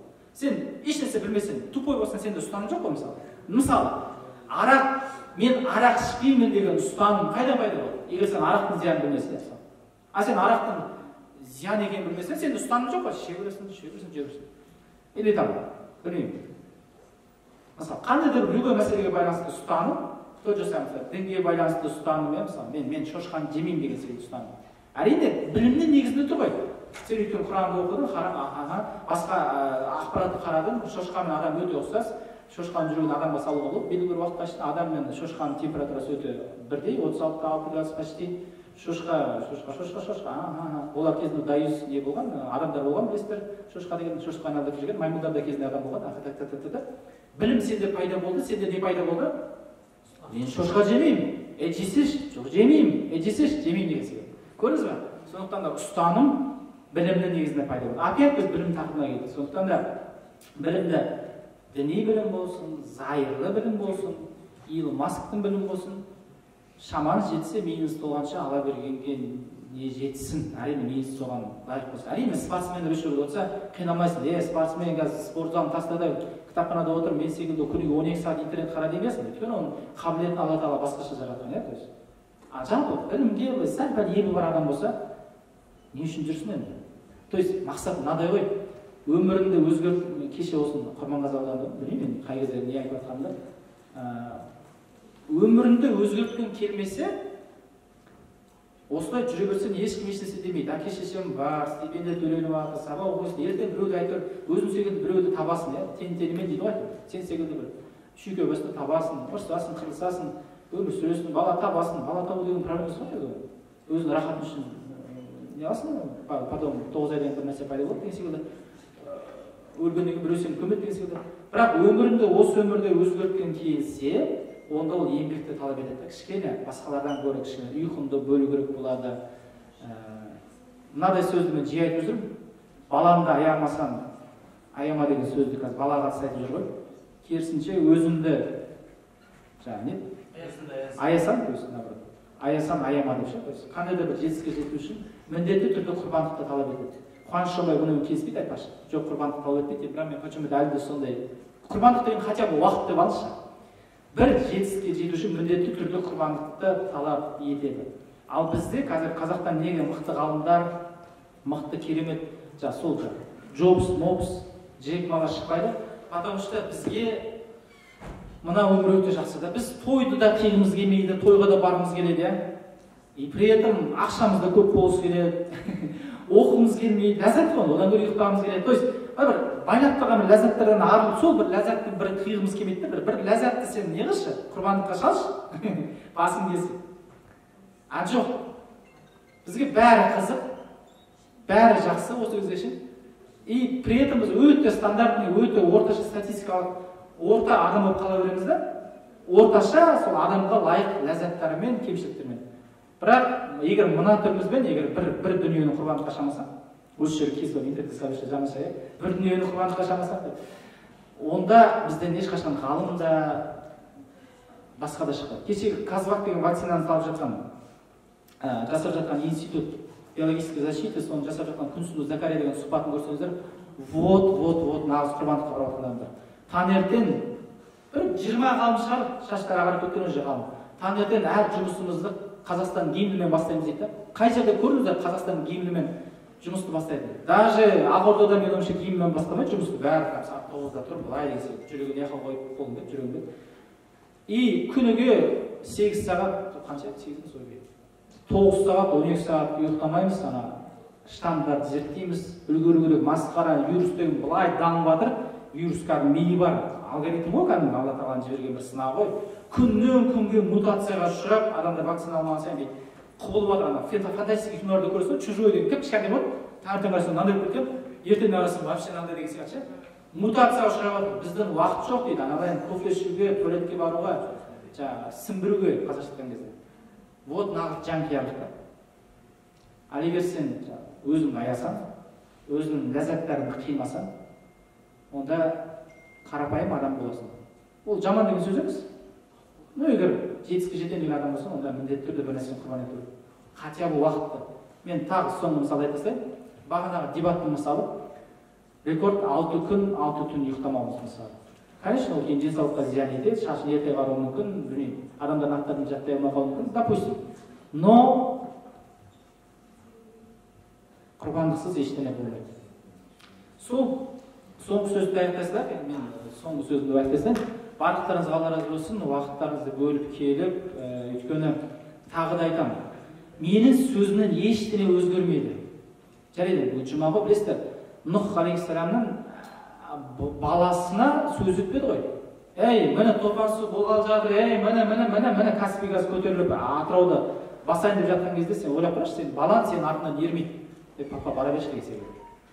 Нұх алейхиссаламның әйеліне сөз өтпеді ғой. Ей, міне қаланы қазір тау-тас басқалар жатыр, міне әнемне деген кезде әйеліне сөз өткізе алмады. Сондықтан да мен бұл сахнада өркен сөйлейме, әлі қазір Тимур Бектұр деген адам келді қазір. Келді ме келмеді? Көрінбей жатыр. Көрдім. Тимур Бектұр сөйлейме, Стив Джобс сөйлейме, ол сөзде тұрған мәселе жоқ. Мен кешеде Құрманғазы ауданында айтып жатырмын, осы сөз үшін мысалы 5 күн дайындалып, мысалы былай өмірімде педофил шығарым болмаса, некрофил шығарым, қайдан білесіздер? Некрофил деген білесіздер ғой, семейде былтыр ұстады, свежий зираттағы кеше бүгін жерлеген адамдарды түнде барып қазып алып зорлайды да мысалы, содан рахат алады, психикасы өзгереді.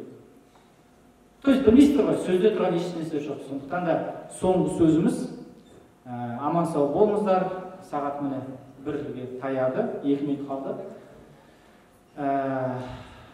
Кеше айтып жатқан формула сенім, білім, еңбек, то есть осы реттілік қой, алдымен сенім, ниет деп алыңыздар шарек. Білім, одан кейін білім десе еңбек, тең, математикадағы секілді нәтиже. Нәтиже міндетті түрде болады. Жақсы нәтиже. Сол тағай тамам болыңыздар. сұхбат өткенде құрметті студенттер, сіздерге сұрақ қойып белсенді араласқандарыңыз үшін рахмет. Қазір бізде облыстық жастар саясаты мәселелері басқармасының арнайы комиссиясы бар, өзіңізге ұсынған. Соны табыстауға рұқсат етіңіз.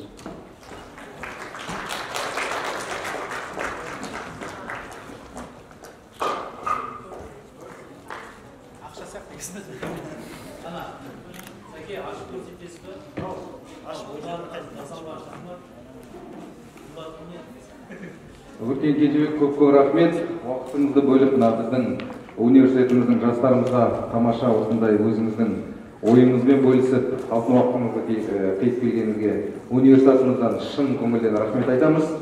Және де біздің жастар саясаты жалпы университет атынан шағын сыйлығымыз бар, сонда қабыл етіңіз.